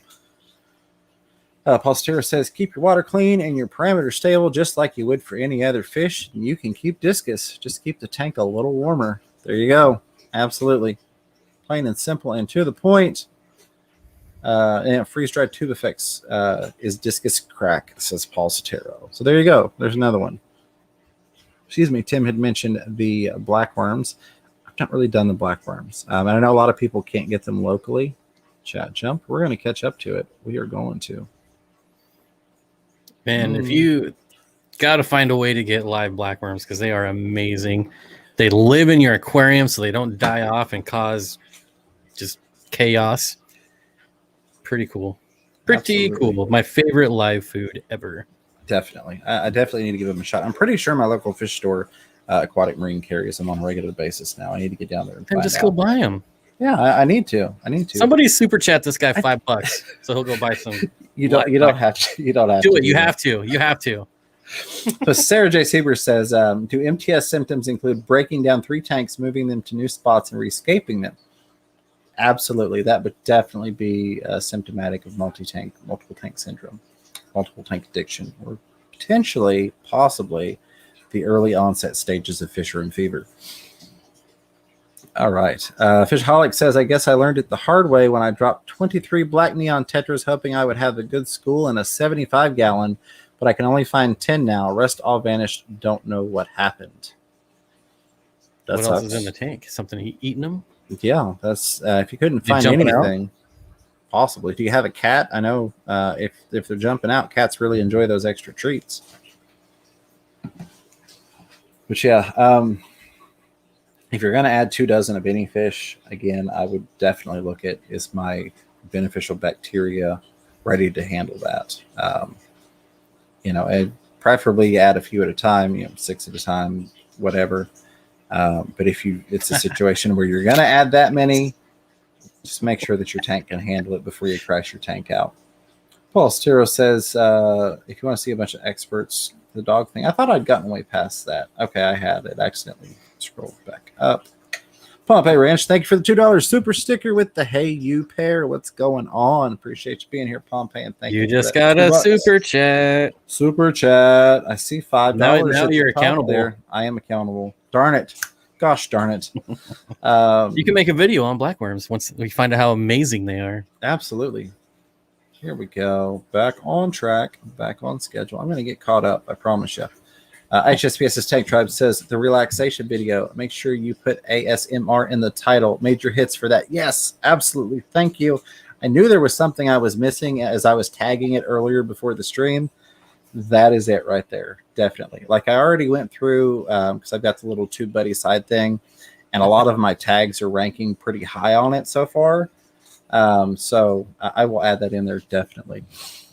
Now you can double up the amount of blackworms. Yeah, definitely. Scary Terry says, I have both fresh and salt in my fish room. I never understood why salt people always hated on the fresh, calling us freshwater scrubs, unnecessary at fish room fever. We don't want no scrubs. Yeah, we don't want no scrubs. Which means we do want scrubs. Double negative. Hey, absolutely. Part of that is just I feel like a big part of the saltwater side is status symbol, honestly. Yeah, I think they feel superior for how much money they spend because they do. They think they spend a lot of money, but then they've never had like a real planted tank. I feel that's just as expensive. And I have been in some truly, I've been in some people's houses that had truly unbelievable reef setups where you're looking at $30,000 worth of coral that was special custom ordered and grown out. Those people kind of have bought/earned a right to be like, yeah, I've got some really good stuff here that you all should appreciate. But there is definitely the mentality of status symbol that goes with it, unfortunately. Most of the people that were in the club I was in, they were in the big, nice, fancy houses with the big, shiny, fancy cars. And it was another status symbol thing for them. It really was. It was another, hey, this is an expensive thing I bought. I can show up to my buddies. versus when they really do nothing. They Yeah. pay someone to come clean it. Yep. You know, Absolutely. Absolutely. Which, by the way, shameless plug here, not sponsored, but if you live near Knoxville, Tennessee, and you're looking for somebody to clean your aquariums, call Aquatic Marine in Knoxville. They do tank maintenance. I But yeah, concur. that really is the thing. They put a lot of money into it. They don't touch it. They look at it. If there's a problem, they call the people that they're paying to maintain it to come out and fix the problem. And it's just a status symbol. It's like having that brand new state-of-the-art refrigerator so that the neighbors don't get it first. So that's part of the problem you see with the variants. Then another part of it, I think, is just a lack of understanding. A lot of people kind of get in that mindset of, oh, well, that's a different group than me, so I'm not going to talk to those people. And it Can't sucks we 'cause- all just get along? Yeah, exactly. We're all just fish people. Okay. Hey, Aquatic Aesthetics. There's another one. Rob, I don't remember if you do maintenance, but if you're near Chattanooga, Tennessee, go check out Aquatic Aesthetics. An awesome store down there. There we go. Any more news on that whole thing? I'm working on it. So my guy, Kenny, Aquatic Marine, who finally, publicly announced that he was behind Aquaticon, he had to have that full knee replacement, and he's still down. He is not back on his feet yet. I talked to him earlier. He's having a bit of a rough recovery. So I'm playing it by ear. I'm chomping at the bit, and I know he is too, but the guy's got to get better. And that's the problem with Kenny, is that he'll push himself when he shouldn't be pushing himself and make things worse. And so that's why I'm kind of leaving him alone. I'm like, I don't want to pressure him because it's Kenny, and he'll be like, I'm not supposed to be doing this, but I'm going to go blow my knee back out, try and get this fish thing done for the store or for the event. And that's the last thing I want, because then you have long-term issues versus a short-term recovery. Look at Jimmy P's aquariums. He must be a saltwater guy because he's a bragger. He says, my refrigerator has an ice maker. Look at him brag. Yeah, absolutely. I know you. I used to do appliance delivery, and that's why a lot of times you'll hear me reference appliances and things, because I've been in the really, really fancy homes, and I've also been in the, hey, I want a beer after you shove that fridge in there. I've been in all levels of people's houses doing deliveries. So you kind of see the mentality. There are sometimes you show up to install an appliance and you are looked at as the hired help, the same level as the butler or the nanny. And there are some people that are just, good people, like, hey, come on through.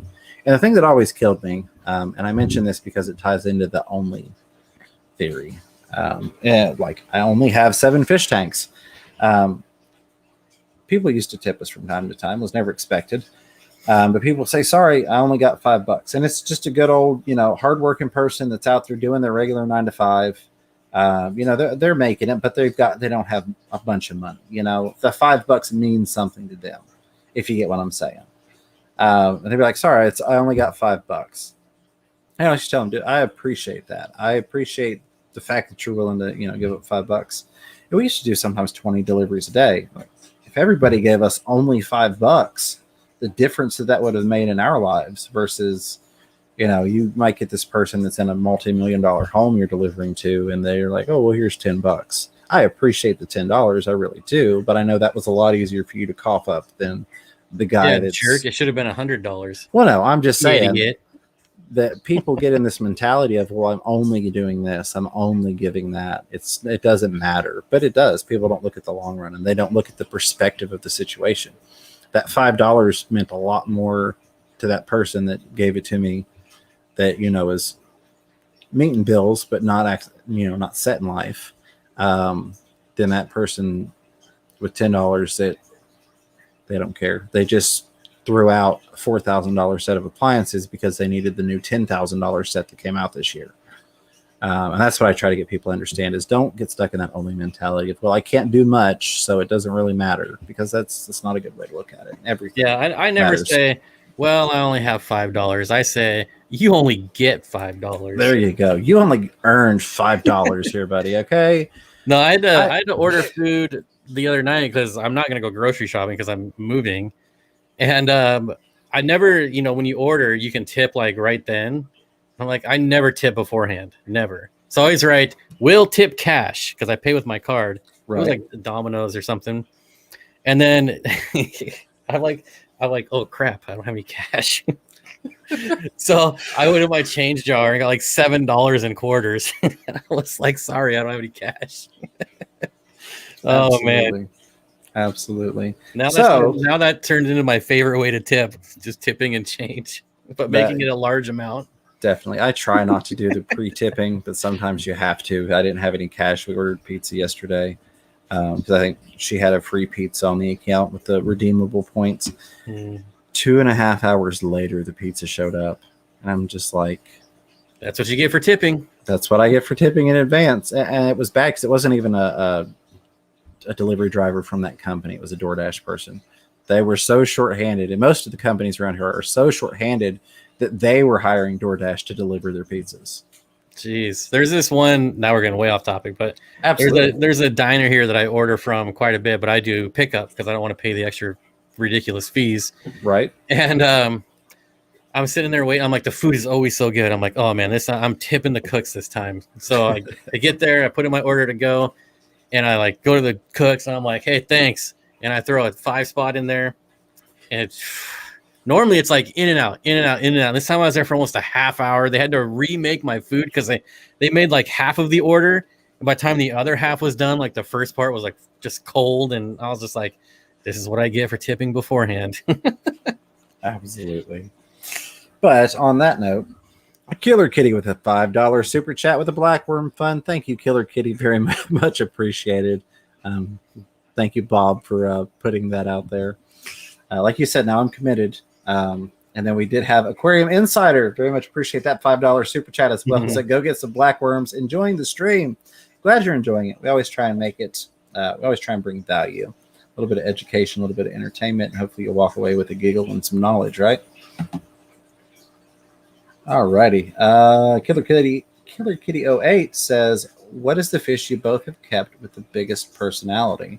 Bob, somehow I've been talking way more than you tonight, which I know is That's why I'm the guest. Right, but I feel bad because I always out-talk you when you come on here. And I know you like to talk too.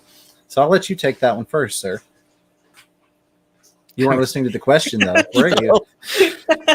Nope. I knew it. So, what is the fish? And see, this is even from Killer Kitty 08, who did a super chat and is also a member. You couldn't even listen to their question. Somebody get me a new co-host. A member to your channel. Yeah, absolutely. So, what is the fish you both have kept with the biggest personality? I would have to say my goldfish. My one goldfish. So I had many goldfish, but there was one that had a really good personality. It would like follow me around as best as it could in a tank. Like follow me around. It always came to the front every time I walked in. Absolutely. Mine would probably be one of my Senegal Bichers. His name is Buddy. And Ed has talked about him before. It's what made Ed want to go get a Bicher because he's very, very personable. He loves to be swimming around right at the front of the tank, follow your finger around, that type of stuff. Got a great personality on him. I know a lot of people expect to hear like an Oscar or something like that. But in terms of an individual fish, it would probably be Buddy the Bicher. I feel like flowerhorn would be up there. Yeah, definitely. I've not done flowerhorns. Me neither. I think they're ugly, but everyone always hates me for saying that. I'm not a huge fan. I'll be honest, if they weren't so darn expensive, I probably would end up with one.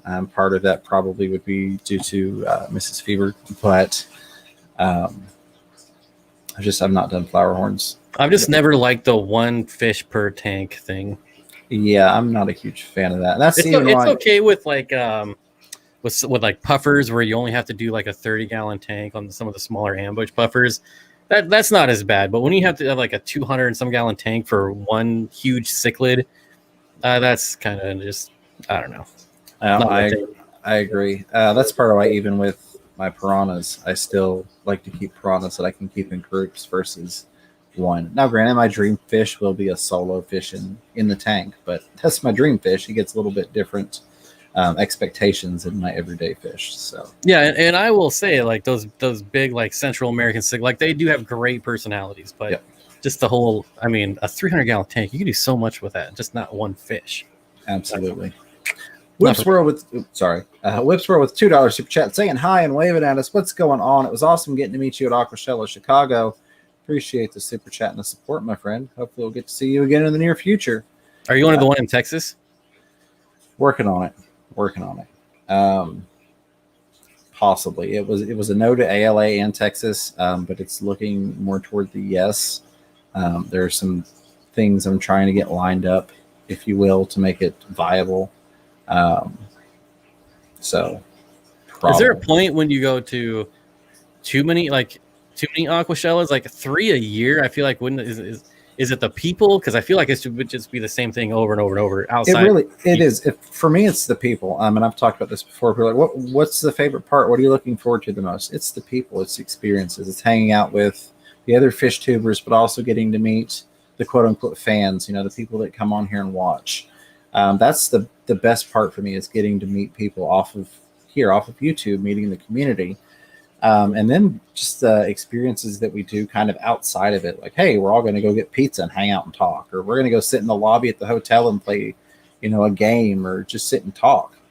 That was always my favorite part. Like, yeah, when everyone gathered outside of the shows, those were the best parts. And for me, yeah, the community is really why I enjoy going. I honestly didn't even, if it weren't for the fact that I had done I did a live stream. I intended to do a couple more, but they asked us to be on the Aquashella channel. So, of course, we're going to do that since they were kind enough to invite us into the booth.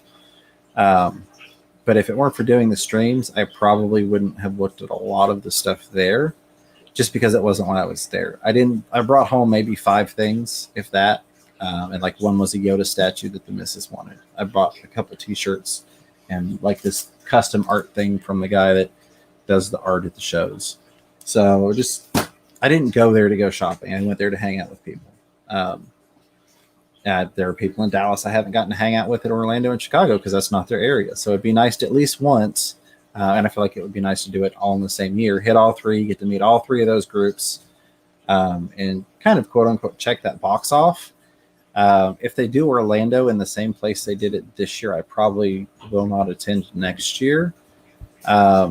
I definitely won't be staying at the hotel again. Way, way too pricey. Beautiful place, but the cost of that event could have funded like 4 other trips. So it's just like, no, I'm not doing $300+ a night hotel rooms. Can't do that. I don't have it. But when we can go like Chicago, there were several hotels right there. Able to get a nice hotel room. It was actually nicer than the room we stayed in terms of space and amenities.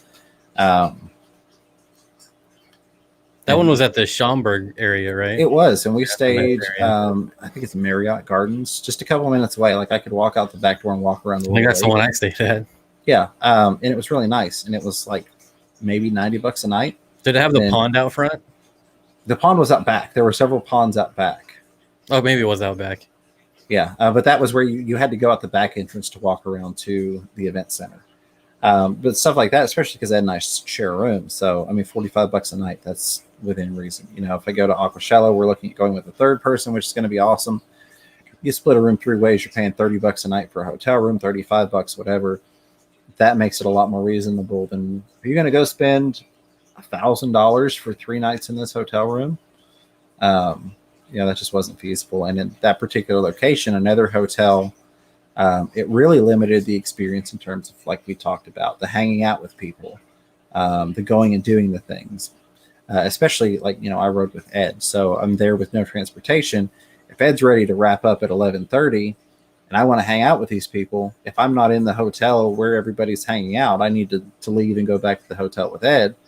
And that's just, so I'm there to hang out with people and enjoy the community. So that always it really was about the people. I think like the second or third aquatic experience I went to, like I didn't even look at the booths. I was like, I've seen this like so many times already. Yeah, I mean, I can buy driftwood wherever. I can buy all that stuff. They've got cool stuff, and I like to show them off and help promote them and talk to some of the people, and kind of bring the experience to the people that aren't there, which I think is what people appreciate and enjoy with those live streams.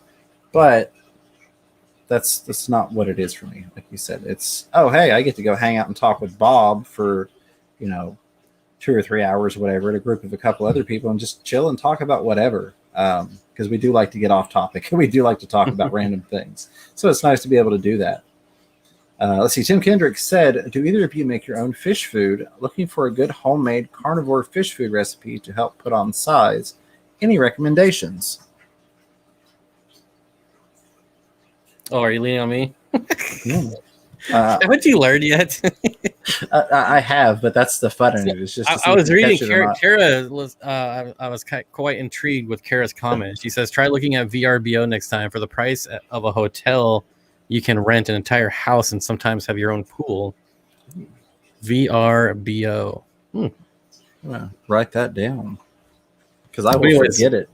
What was the question?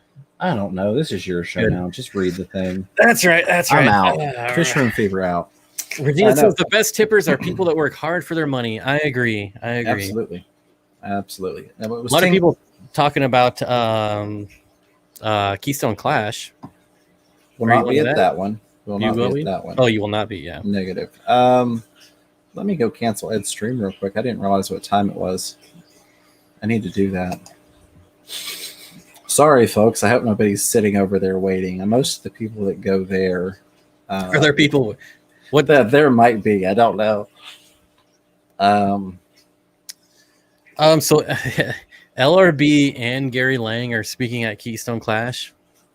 That would almost be worth it to go to. Just that would be. They have very opposite styles, and they kind of clash a little bit. Yeah, that would be interesting. Just like you said, the styles there definitely vary, but I think that could be a fun experience. All right, let me get my chat back up here. The question was from Tim Kendrick, who I got to meet at Aquashella Chicago, speaking of the community and why I go to these things. Do either of you make your own fish food? Looking for a good homemade carnivore fish food recipe to help put on size. Any recommendations? So I do not make my own fish food. I mean, I buy stuff to feed the fish, like I grow cucumbers, but I buy like shrimp and various seafood to feed my fish. But I don't specifically like make my own flake food or pellets or anything like that, if that's what the question is. Absolutely. I do not either, excluding some fry foods I've made in the past. But those were all like combinations of various store-bought foods in different quantities. But in terms of bulking something up, helping things put on size, typically your proteins are going to be good at that. I don't know exactly what type of fish you're doing it for, but getting them some nice and meaty foods, kind of similar to when you're trying to get a lot of things into breeding mode. Getting some nice meaty foods in there, getting that protein in the diet for development. Of course, meeting all of their needs, no pun intended on meeting. Depending on what does the fish need to survive? If it's strictly vegetation that fish eats, you don't want to just throw only meat food in there. That's not going to do any good, and it's probably not going to eat it. But with a large variety of fish, adding some meat to the diet can definitely help with that. I've looked into making flake food, and it doesn't really seem like it's worth the time. Like the time investment or the cost investment, you seem to get very little out of how much you put into it. Absolutely. So let me make sure I didn't miss anything else. Of course, I missed a couple. Shame on me. Fish fams. Which World says, I've never had an issue with nitrites or ammonia in all the time I've been keeping fish keeping. Mostly because I never check for it. It seems to work well for me. If you put some tape over the check engine light, it will never go off. Absolutely. No, I mean, that is a valid point. I know that's spoken in a funny way, and I wasn't mocking you with. I'm sure you know that. Another awesome person I got to meet in Chicago. But I feel like you do get to a point as a fish keeper where you kind of know your tanks. You understand what your tank should look like, how your fish should act, what your plant should look like, even different smells in the water. If you're like, hey, I've heard people say, my fish tank smells weird. Well, really, your fish tank shouldn't smell like much of anything. Unless you're like, sticking your face in the water. That's a little different. But there's definitely some plants that you can smell, but yeah, there are. And then you get into salt water, there's definitely a smell to it. And there's even a taste in salinity differences, or at least I could taste it. Maybe that's because I just drank so much beach water growing up out in the ocean. I've just ingested so much salt water that I've got a salinity checker built in.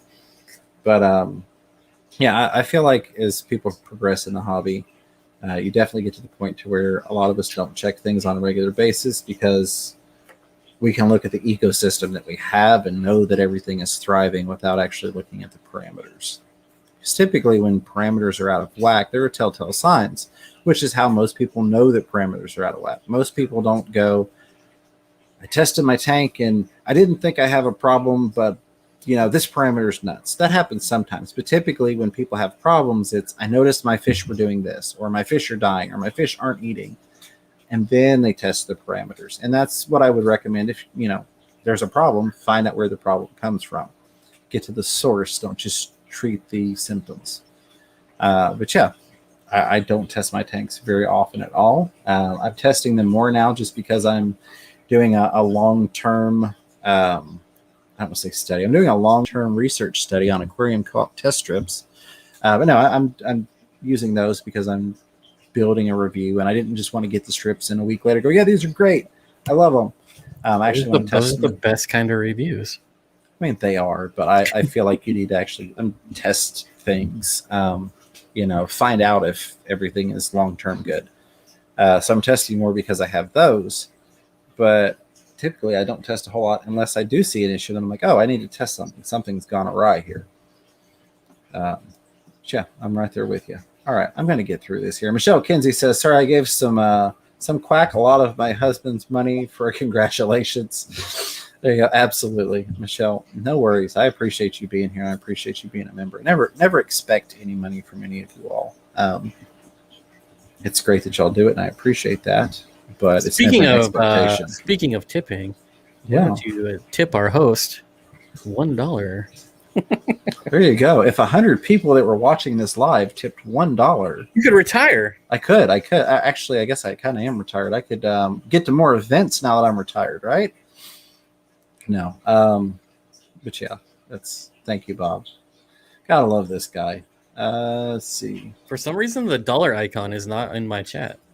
Huh. That's interesting. It's not in my chat either. See? Did you ban me? YouTube got mad. They said, nope, you're soliciting money for blackworms, and we can't allow that. Let me go through here. Timothy Perry, how's it going? Says, at least yours got delivered. I ordered Chinese the other night, and they never delivered it. Now I have to wait for charge to post on credit card to dispute it. Yeah, that stinks. So they technically did not deliver my first order. The pizza place actually called and said, hey, have you gotten your food? And we're like, no, it still says that it's cooking. Because we checked the app, it hasn't even been made yet. And they're like, well, no, it's been made. We sent it out with DoorDash. I assume the driver just isn't delivering it, and so we'll make you a new one and we'll send it over. And of course, at that point, the kids are like, where's dinner? I'm ready for bed. And I'm like, so you don't get dinner tonight because you're in trouble. You ain't getting enough food. You can have some extreme spirulina flake if you're hungry, kids. Here it is, $1 super chat. Thank you for that. I will grab that here in just a second when I get down there. Paul Steer says, my first UPS route was in a very poor, tough neighborhood. In 25 years on a package car, they were by far the best customers. Yes. Without digressing too far, I used to live in one of those types of neighborhoods. I was the only Caucasian on the block. I'll put it that way. And people, a lot of my friends be like, aren't you scared your house is going to get broken into? No. You don't seem to understand the community. I, in fact, one time accidentally broke into someone else's house. Yeah, I broke into someone else's house. It's kind of like prison. Nobody breaks into my house. I break into their house. You just go in there. You just knock out the biggest, baddest, and just make sure everybody in the yard knows that you're the tough guy. No, I actually left at one point. I was in a hurry. Was going out of town for the weekend with a friend. And I pulled a stack of DVDs out and I set them on my trunk. And my trunk is like a foot from the sidewalk that goes down the road. So it's right there. Came back and the DVDs were still sitting there 2 days later. I mean, and that was always the experience I tried to tell people. It's like, look, don't judge people. Never judge people because you never know. But retail sales will teach you that. Yeah. Tell me about never that. Judge anyone. Tim Kendrick says, have you ever done a fish room tour? Yes, that was actually the very first video I ever posted was a fish room tour. I recommend that to be everyone's first video. Absolutely. I need to do a follow-up. So here's the problem of constantly adding tanks and constantly evolving is nothing's ever done. And that's part of the problem with MTS and Fisher and Fever. Is nothing's ever done. So it's always like, well, I need to get these tanks finished so that I can do that, or I need to get these tanks scaped so I can do the tour. Nothing's ever ready. So the Nether tour never came out. So like I didn't do a tour when I had right at 100 tanks. Now I'm down to about 40 tanks, which still will be an awesome tour. But people, I'm sure, would have loved to see the 100 tank tour, even though stuff wasn't complete, if you will. But yeah, my very first video was, in fact, a fish room tour. And it stops right at 10 minutes because I was so good at making videos back then. I didn't know how to get past the 10-minute cutoff. So I'm filming it, and I'm like, oh, it's telling me I've got 10 seconds left in this video. So I'm like, all right, thanks, guys. Bye. See ya. So yeah, it's pretty funny to look back at that one. I would film all your tanks twice. There you go. The 80 Absolutely. fish tank room tour. Definitely. We'll see, I can do one shot outside the tank and one shot underwater and just do them from different angles. So. And you just film different fish. Yeah, definitely. We could do that. But yeah, Tim, that is on there. I appreciate you asking about that. I need to do another one. I know I do. My apologies. Yeah, you do. Not. Kira C says, there was the try looking for VRBO. Absolutely. I appreciate that. I wrote that down so I could look into that. Everyone super chat $1 if you want him to do another fish. God love Bob. A great guy. Oh, people are going to hate me. They are going to hate you. But they'll appreciate Chattanooga Ed that much more when he comes back, right? That's the whole point. Like you're slumming it up with me right now, and everyone's going to be so in love with Ed next week. Well, honestly, it was all a sham just because you didn't actually bring me on last Monday for your last live stream ever. I forgot about that. Maybe James will be on Monday, and then you post last live stream, and I'm like, we're going to get this guy on my stream, and we're going to really make people see what a piece of junk he is. Yeah. I had to give you a hard time. I love Bob. Bob is an awesome guy. All right. There we go. AKA, ALA, ACA, all under the same roof. Okay, so Louisville 2022. I hate to commit that far out, but that's the one that Ed and I have talked about a little bit, and that's kind of like you gotta go. Definitely, yeah, with AKA, ALA, and ACA all under the same roof at the same time. And it's so close to home that I could probably hitchhike there if I had to. I mean, like, how do you not go to that? There's going to be some pretty rare fish there. Yeah, that's a definite. Delilah's Critters with that $1 super chat. Thank you, Delilah. I appreciate that. Let's see. Alec Kumanoff says, enjoying cichlids, Ed by Ad Koonings. Has good recipe for DIY food frozen. And then my chat jumped on me. I should have paused it. There we go. DIY food, frozen whole shrimp, peas, a bit of spirulina, pet vitamins, mucho fish to make it worthwhile. There you go. That sounds good. That sounds like a good, I might have that for a snack later. Let me get that recipe written down real quick. Go on through here. All right. I am actually at the bottom. Steamfod Aquatics, the $1 super chat. Thank you so much for that, Steamfod Aquatics. I feel like I've heard of you before. I think I've been on your channel once or twice, Steamfot. I hope you're still hanging out in the chat with us. Appreciate that. Oh, wait, you're here. Hey, that guy's Bob, an idiot. Sorry, I didn't realize you were there, Bob. I was reading the chat. What? I wasn't paying attention. What? What was the question? No. All right, so I'm caught up. Bob, I've kept you on here for a while now. Normally I go for an hour. We've been on here almost 2 hours, an hour and 38 minutes and 48 seconds. We've got 106 people watching. You can't stop if we got over 100 people. Yeah, absolutely. That's the rule. That is the rule. Now we will have to stop here not too long because Rico's Stand goes live in a bit. Normally Ed would be going live right now and I'd be hanging up there with him. All right, yeah, I did catch everything. Awesome, perfect. All right, so where's your rant, Bob? You've usually got a good rant geared up for these things. Wait, you want me to rant? Yeah, you usually have a really good rant that's just like right there that's just dying to come out. I don't know. I gotta be baited into a rant. I just can't come up with it on my own. That's the problem. Okay. All right. Well, I've just got to say that I am actually getting rid of all of my sponge filters because you can't beat a canister filter. I'm putting an FX6 on everything 10 gallons and up. That's true. I will say that there's a little misconception. So I say I don't like canister filters. It's not that I don't like them. It's just I think, like, especially the FX6, like somebody left me the dumbest comment I've ever got ever. Well, it was up there. But because I said I don't like FX6 because I think they're overpriced. And he says, how can we trust anything you say if you say the FX6 is not good? I said, I didn't say it wasn't good. I just said it's overpriced, and that's why I don't like it.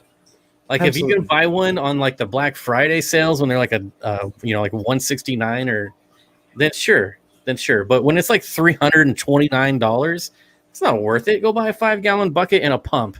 I mean, come on. Absolutely. No, I agree with you. $300 for an FX6 is ridiculous. I feel like it is overpriced, but also overutilized. That's why I joked about. I'm even putting it on my 10 gallons. You'll see people that'll put 3 FX6s on a 125 gallon. Maybe you need that much. Maybe you don't. But I think people tend to go, more cowbell. We'll just throw another one on there. Just keep throwing FX6s on it until the water looks pretty, right? Yeah, I don't get it. Plus, they're really expensive to run. They use a lot of electricity, in my opinion, compared to other methods. I honestly, if you're to the point that you're going to put multiple FX6s on something, I really feel like you should be looking into a sump setup at that point. I really do. I mean, sumps are just way better in general. Yeah, I mean, they really are the kind of go-to for mass filtration, if you will. One FX6 like, for 10 gallons. Yeah, absolutely, Matt F. And thank you, Matt F, for that $1 super chat, pooping on us with that big brown pile of fertilizer. I appreciate that. Sorry I don't have party poppers. I meant to address that at the beginning.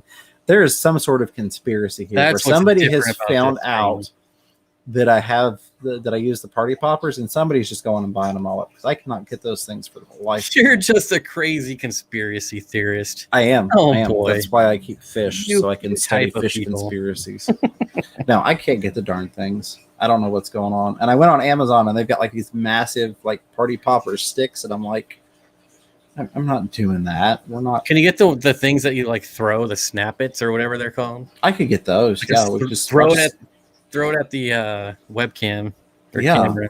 I'm sure the people with earphones in would absolutely love that as well. I've gotten some comments before, which I appreciated, as to the volume of the poppers going off if you're wearing earphones, which is why I started getting them further away from this mic, because it was right after I changed mics, and I do them like right here, and my mic is right there, like 3 inches away from where I'm doing it. So I'm like, I need to go over here with this new setup.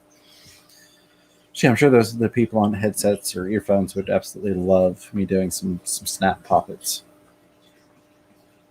Rant about wholesalers, says Jerome. I don't know what to rant about. I haven't used any wholesalers in quite some time. I don't think I got much on wholesalers. So let me ask you, what is the most annoying thing that you're seeing going on in the fish community right now? The thing that just really irritates you that's maybe trending right now. It's just like, I'm honestly, sick of this. I've been so disconnected with FishTube for the last probably like month and a half since I found out I have to move. I haven't been paying attention to anyone or anyone's channel, if I'm being honest. So I'm not sure what like the current trends are. Shorts. You got to do shorts. I think the short train is over. A lot of people hate the shorts. A lot of people like the shorts. Yeah. But there was a time when the algorithm was all messed up, and you could get just a ton of subs doing shorts. Yeah. But I missed that train because I wasn't paying attention. I did too, and it's sad because I do TikTok, so I should have been all over shorts when it came out. I mean, I did do one the other day that was like 25,000 views in 48 hours, which was awesome because it was like 40 new subscribers. Yeah. It was just a shrimp. It was just a shrimp eating a pellet. It was just an up-close video of a shrimp eating a pellet, and I put that god-awful, annoying music to it. 25,000 views. Yeah. But it was like 40 subscribers, so that was what I was like. I was like, that's awesome. That's 40 new people that now maybe we can get into a live stream. We can actually get watching the video. You're like, what a bunch of suckers. Yeah. Delilah's Critter says, stop ticking the talk. I can't. I have a goal on there. Right now, the hashtag Fish Room Fever is at 7.6 million views. How many followers do you have? 3,200. Ooh, only what, 7,000 more to go? Yeah. So, well, that's the funny thing is I have more followers on there, and people are like, well, I'm like, that it doesn't translate at all. But hashtag fish room, that should be like the big Oh, thing. wow, you know? you do have more TikTokers than you do subscribers. I do. My goal is to take out hashtag fish room. I want to completely obliterate hashtag fish room. I'm gonna go Replace follow it you with- right now because I recently started a TikTok. I heard that. I saw somebody said that you did that. I need to go make sure I have you on there. But I want to just completely wipe out hashtag fish room and replace it with hashtag fish room fever. Oh, stop! And we're almost halfway there. We're like hashtag fish room has like 18 million views on it, and we've got 7.6. So I can't stop because I have to take that hashtag away. This is why I hate TikTok. As soon as you open it, it starts playing crap. It's like, just shut up. Absolutely. I don't even know how to find somebody on. Oh, discover maybe, search, Yes. fish room fever. I'm just looking at some of the stuff going on in the chats. Yeah. Matt F is exactly right. The fire marshal said no more party poppers. Honestly, I was trying to do the party poppers and make it look like it was the Marine Land that caused it, but the fire marshal stepped in and shut that down. Fire Marshal Bill. Yeah, Fire Marshal Bill. Dang, 1,700 views on that. 10,000 views, 5,000 views. Dang, you're like a rock star. I mean, you get bitten by a piranha, it happens, right? Right. So here's the funny thing about that. I started that series, not getting bitten by a piranha, but the sticking my hand in the tank, because I had my hand in the tank so many times with different species of piranhas, never gotten bitten. So the goal of that series was initially to dispel that myth and to show people, hey, you're fine. They're not these bloodthirsty, crazy things, which they're not. And then day number 3 of that series is when I got bit. So 10 years of keeping fish, keeping piranhas, nothing. 3 days of filming it for TikTok. And on the third one, it's like, there you go. You got bit. And I'm like, well, it's on camera. I'm like, this is a dumb thing, and I feel bad putting it on here, but I'm going to post it. I've got the footage. I might as well utilize the footage. I might as well leverage it, right? Yeah, You I mean, know. my TikTok is just really old footage or footage that's not even mine. Like, Yeah, it's absolutely. it's just a joke. But yeah, so that didn't go so well for that series. I did do it some more after that day with the other hand, but we kind of backed away from that because they were still getting some aggro issues after that first bite. But yeah, why not? Do you have that pleco? It's the one that I want. So I'm sure you're talking about the Sultan pleco, because that would be the most recent pleco that I posted a video of anywhere. Yes, I do have that Sultan pleco. It's actually in the tank behind me in the 110-gallon community. I got 3 of them. Yeah, I love them. They're beautiful fish. Absolutely love them. I did one of those semi-clickbaity things. Because you know how anytime somebody has a question, everybody has to chime in with their answer. So I was like, what pleco is this? Like, I don't know what pleco it is. So we'll see how that works out. Because, you know, then everybody's got to come in and go, well, that's this type of fish. I like putting fish on my thumbnails for live streams that people like. I don't Photoshop it so much that people don't know what it is. So then they have to ask, like, what kind of fish is that? And I just do it just to get more engagement. Yeah. Yep. Absolutely. I mean, I'm a jerk, whatever. You got to play the game a little bit, right? You got to pay to play. But no, it's been interesting. The Sultan of Swing. Yeah. I see what you did there, Stephen P. Absolutely. See, now that I'm caught up, there won't be questions. There will be questions the whole time I'm behind, but once I get caught up, there won't be questions. So that's why I always stay behind. I told him not to ask questions if you're caught up. Yeah, absolutely. I mean, I'm okay with that because you're also telling them to give me money. So, you know, either way. That's what I do with my background too, yeah. So if you don't have a question, super chat $1. Otherwise, hey, whoa. question. No, you greedy son of a bitch. You cannot beg for super chats on your own channel. Over the line, Donnie. You're over the line. Some of the biggest people do that. No, I'm just kidding. I know. I don't. I'm not asking for the super chats. So please don't. I'm not. I will say, dear God, 112 people watching. If you've made it this far and somehow you aren't subscribed to Steamfod Aquatics, go check out Steamfod Aquatics because Bob's a cool guy. Maybe you could subscribe while you're here too. I'd appreciate that. But hey, let's see where we're at. Let's see where we're Alice at. has asked this since the start of the stream, and I've never bred angelfish, but she says, how old or what size do angelfish need to be to get pregnant? Have you ever bred angelfish? I have had angelfish breed. I've never intentionally bred them. Usually they're silver dollar size, if anybody even knows what that is anymore. But usually they're maybe that big around, maybe like that. So it's one of those things that size doesn't necessarily mean maturity, and that's really what you've got to worry about. It's not the size that matters. Yeah, come on, it's not the size that matters.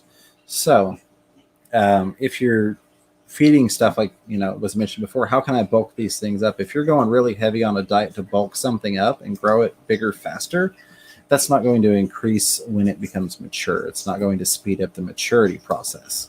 So you can get it to what would be a standard breeding size, but it's still younger. The timeline hasn't reached the maturity level for breeding.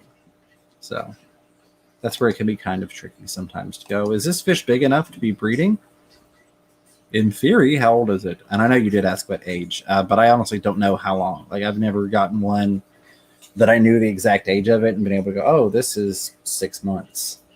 Everybody fertilized the stream. Liquid Zoo, thank you. Yeah, I've never kept one from infancy to maturity to determine exactly how long. If I had to just throw out a guess, I'd say 6 months. I mean, I could probably Google it and find out. Let's do that. Let's pull a Bob Steenfod. That sounds like something you should do. Angelfish maturity age, breeding age. I don't know. Yeah, let's do that.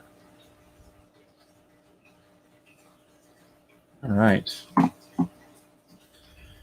Your angelfish will generally reach sexual maturity between the ages of 6 and 12 months and can spawn every 7 to 10 days if the eggs are removed. That is courtesy of www.tfhmagazine.com. That's a pretty reliable source.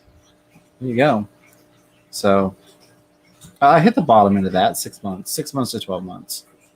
And I definitely have seen the spawning once a week to 10 days. If you're pulling the eggs out and they're like, we're ready to go again because we don't have to take care of the last batch. You can close that StreamYard because I'm not on that one. That was just deleting Ed's. I deleted Ed's account, deleted his live stream because I wanted to talk. So we're not going to let him. Liquid Zoo asks if I feel like a stripper yet. You're getting there, making those dollars rain. I missed some. Let's go back up here. There was Steenfot. There was Matt F. Got both of those. Thank you all for that. Swiss Aquatics, what's going on? Priscilla threw that dollar super sticker out there with that brown pile of fertilizer. Thank you so much. 3G with the dollar pile of fertilizer. Thank you, 3G. And Xana Doo dropping some doo-doo with that dollar super sticker. Thank you all for fertilizing the stream, keeping the plants growing. Very much appreciated. Goodness gracious. Alice, you should be able to tell the difference between bloat on angelfish and one that's holding. It'll be, if it's bloat, it's pretty obvious on an angelfish. There's some like tetras where you're like, is it egg bound? Is it bloat? Angelfish, it's usually pretty obvious. So it's probably not bloat. Absolutely. Another thing that you can look for, and I'm going to script the pronunciation on this because it's just been a long day.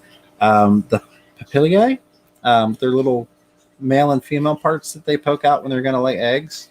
You'll see them doing that when they're getting ready to and in the process of making babies, whereas they're not going to do that if they're just bloated or they're overfed. So that's something you can look out for as well. Look at these awesome people. Stephen P. 2003 That's a lot of pennies. Aquatics. That is a lot of pennies. Ouch. That's going to hurt. But I appreciate it. I will take it in pennies, The $7.74 super chat says, pretend this is all pennies making it hail. I appreciate you, Stephen. I really do. Thank you so much. And Joy Krause with the $9.26 super chat right behind that says, hey, guys. Waving. Hey, Joy. Good to see you. I was glad you were enjoying some of the jokes I was making in the KG stream. I saw you in there talking back. Sorry I don't talk a whole lot when I'm hanging out in there. Not that I'm anybody special, but I still know enough people and have enough awesome friends that I tend to derail the comments in the chat when I do go in there and talk. So I try to stay semi low key Sometimes He's kind of a big deal, is what he's trying to say. I'm kind of an almost thought about once being a big deal if I could ever not be such a A lot of deal. people know he exists. A lot of people should know I exist. No. A lot of people know I exist because I annoy the crap out of them. That's what it is. Swiss Aquatic says, wait, who's that guy? What happened to the beard? Was just listening, doing maintenance this whole time without looking. Yeah, the beard went about a week and a half ago. It was. He wanted to just shave about 10 years off his life. Absolutely. I got look at the little baby face. I got sick of people seeing a previous photo of me before I had the beard, and going, "That's not you. Who's that guy? Why do you have a beard? You get so many more subscribers if you look like that." And I'm like, "What? I like the beard, but also." Here's the thing. I used to do the beard seasonally. The beard was always a wintertime, grow the beard out. Springtime, especially when I did appliance delivery, as soon as it started getting hot, the beard went away. So it just became every year the beard was seasonal. Then I started doing YouTube, and the beard kind of became a thing, if you will. So it stayed even when I wanted it gone. And then finally I was like, you know what? I'm gonna shave the beard because I want to shave the beard, and hopefully nobody gets too mad about that. And if they do, I'm sorry. It's my face. Kind of like last week's topic. It was one of those, I feel like this should be discussed, and I personally want to talk about it, which is the whole reason I started a channel, was to try and help people, and I feel like this might help people. So sorry it's not the mainstream thing or what you expected, but... Were you feeling attacked because you had a beard? No, I was feeling loved because I had a beard. I appreciate all the love now that I don't have a beard. I was afraid that I was going to be attacked for shaving the beard. I thought people might actually like more subscribers for sure. Baby James or Babyface James is hot. There we go. All right. HAWT hot.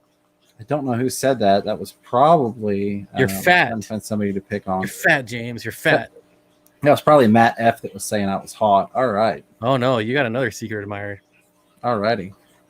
Go on through here. Pretty hot and tempting. Thank you. No, that was honestly a thing because it had been so long since I had shaved it. I was kind of worried like there would be some we got a lot of hearts in chat right now. Hatred. So it was nice to have the support because I did feel self-conscious after not shaving for so long. I will say that my lineup game is not what it used to be. Like I used to be like Mr. Meticulous. I could do a fade when shaving the thing. And now it's like, how do I shave again? So, there's that, but we're working on it. Ooh, now you're a hot boy. Oh, yeah. Alrighty.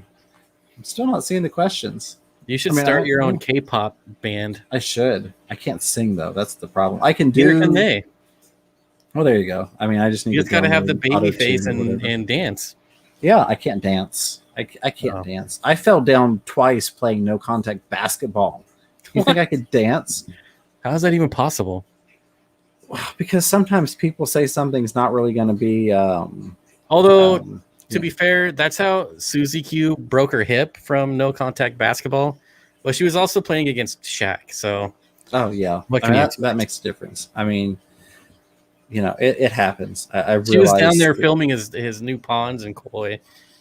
And she got a little cocky, challenged him to some one-on-one, and broke her hip. So you'll see her wearing a cast now. That's why.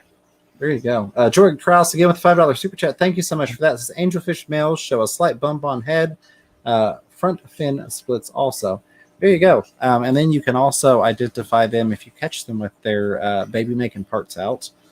You can identify them based upon looking at those. One has more of a flat end and the other is more pointed.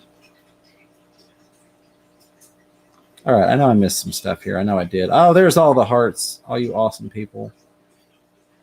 It's just one person hearting everyone else but you. There we go. Oh, it's 503. 503 is always lots of hearts. And 503 hearted me. Oh, yeah, she did. And a banana. She always does. Dang it. Sorry, Bob. Sorry to rain on your parade. She actually likes me, too. She's not just here for you. I don't think anyone's here for me. Everybody's here for you. They come for you. They just stay for me. So here's the funny thing. Here's what I've got to say. The funny thing is I won't have your name in the description or anything. It's just, the title is what it is. But this will probably still get into the top 5 viewed videos, not counting the shorts, on my channel. Even without you being in there, being in the tags or any of that. Because I'm good for the algorithm. You are, exactly. YouTube loves me. They do. Nobody else can stand you, but YouTube loves you. I'm basically the golden child for YouTube. You are. I know that you're really holding back just so you don't make everybody else look bad. Yeah.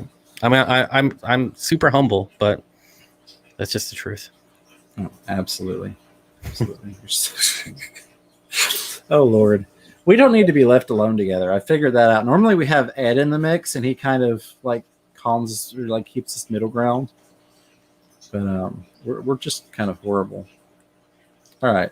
Oh Lord. The golden goose. Yeah, definitely. So Yes, exactly. The anyways, thank you for that, Danny Weiss. I'm just kind of looking through all the crazy stuff I missed. I don't think I want to discuss half of it. Thank you, Pompeii Ranch says loves us both. Very much appreciate that, Pompeii. And a huge thank you. Oh, see, I am going to thank 99 of you, but I know the mods have been pushing to hit that 100 like mark there. So maybe we don't get it now. Maybe nobody else is going to like us, Bob. But do I have to do it? The replay, Boom, 100. Oh, there we go. And see, I know it's 100 because it just shows 99. me 1 and a bunch of dots. Dang. So it is 99. So yeah. Oh, back to 100. Oh, all right. Somebody wanted to be number 100, so they dropped one off of there so they could add it back on. And I still appreciate that. I like that. Yeah, if you're watching the replay, because I know we've got a strong replay crew, smash that like button. Let YouTube know. Replay crew. Susie Q says, Bob, why am I getting condolences on my hip? Because you got hip checked by Shaquille O'Neal. So absolutely, can only imagine. I could take a hip check from Shaquille O'Neal, but I'm the same size as him. So yeah, I'm a little guy. I always get crap for being a little guy. Which it was great. I've got to say, it was really great. Detroit Shrimp and Aquatics. He was like, "You're bigger than I thought you were." And I'm like, "Thank you. I appreciate that." Normally people are like, "Thought you were taller." Dang, I mean, like, you calling me fat? Yeah, I mean, I wouldn't have held it against him. I'm not saying I'm not. You wouldn't hold your fat against him? I mean, I might. I don't know. I would have. Yeah, I did actually give him a big hug. I'm a hugger. Yeah, not a handshaker. I'm the same way. And it's been really funny with the whole quarantine thing, being a hugger. You're like, are you elbow bump? What are we doing here? I switched to the lick. Oh yes, absolutely. The forehead. What you do is you get them right there, like at the top of the nose. You just like lick up the forehead. People love that. That's really how you introduce yourself. I had one girl. She grabbed a little tissue out and she's like, "Oh my god, I was saving this for forever." It's like Elvis's sweat, man. It is, and I was really proud because I may not have people tattooing my signature on their arm or anything, but people are saving my saliva off of their foreheads. So. I was thinking about getting FRF right here tattooed, like Post Malone. You should, absolutely. I mean, I was really thinking about doing like the neck tattoo. Rico Stan hasn't actually announced it yet, but now that he's part of the Fish Room Fever Thursday crew, he's actually going to go get the FRF neck tattoo right here. That's you should get like a piranha like on your hand and like biting your finger. I've mentioned that. I've actually said that specific thought was to get a piranha right there, which I've got some space from the tattoo here up to that. But yeah, tattooing your hand is just a terrible idea, but it would be kind of cool. It really is. I have one hand tattoo and I wish I didn't have it, but we could use that as a cover up, right? We're going to 503 Aquatics says don't lick people. Well, how else are you supposed to greet them? Yeah. See, so I could do the piranha like coming up through there and getting the bite in right there. There you go. And then you should just tattoo, like, just black out your finger so it looks like it's not there. Yeah. Oh, the horrible ideas. You're going to have people behind these. That's going to be the problem. All right. Hold on a second. I missed something here. Alec Kubanoff, welcome to Team Snowball. Thank you so much for joining the Fish Room Fever family. I appreciate that so very much. My friend, I hope you enjoy the behind-the-scenes stuff. More of that to come. A lot of the stuff that I'm doing for the members only is either old stuff you probably have not seen, because most people don't go back in a channel's history and watch old stuff, and I understand that. And B, a lot of unreleased stuff whenever it actually uploads. Thank you, YouTube. I love you. I can't stand you, but I love you. Things that I'm not releasing publicly that I'm like, I'm going to film this and make a video. And then I'm like, I'm not putting that out there for the entire world. So but, you're like, wait a minute. This video sucks. I'm not releasing it. But No, you know, so it's good enough for the members. It's things like one of them is fish collecting in Florida with Kenny E. And I watched the video and I'm just like, I need to lose like 60 pounds. I'm not putting this out there for everybody. Every time I bend over to catch a fish, they got to see my plumber's crack. Yeah, there's no plumber's crack in that. At least not for me. You might get some Daniken Aquatics plumber's crack. But yeah, it's just stuff like that. It's like I really don't want to put that out there for the entire world. But, you know, I feel fine putting that out there for the members. So Kitty08 says, does Bob have tats? Only on the inside. There you go. Biscotti Nanya, thank you so much for the aquatic related question here. Says, any tips to keep hair algae off of mosses? So I have found once you get them in there, you're practically done for. The best way I found to keep them off of the mosses is just getting that proper balance of lighting and nutrients so that you don't get the hair algae. Mosses, for me at least, tend to do pretty well in terms of how quick they grow. I know moss is like, oh, it's this really slow growing thing and we can never get enough of it. But they tend to grow fairly well for me when I've got the proper lighting and nutrient balance. Fish Guy Nick says, I am the 100. I love it. Fish Guy Nick, thank you so much. You get a lick on the forehead. Just kidding. Please don't hit the thumbs down.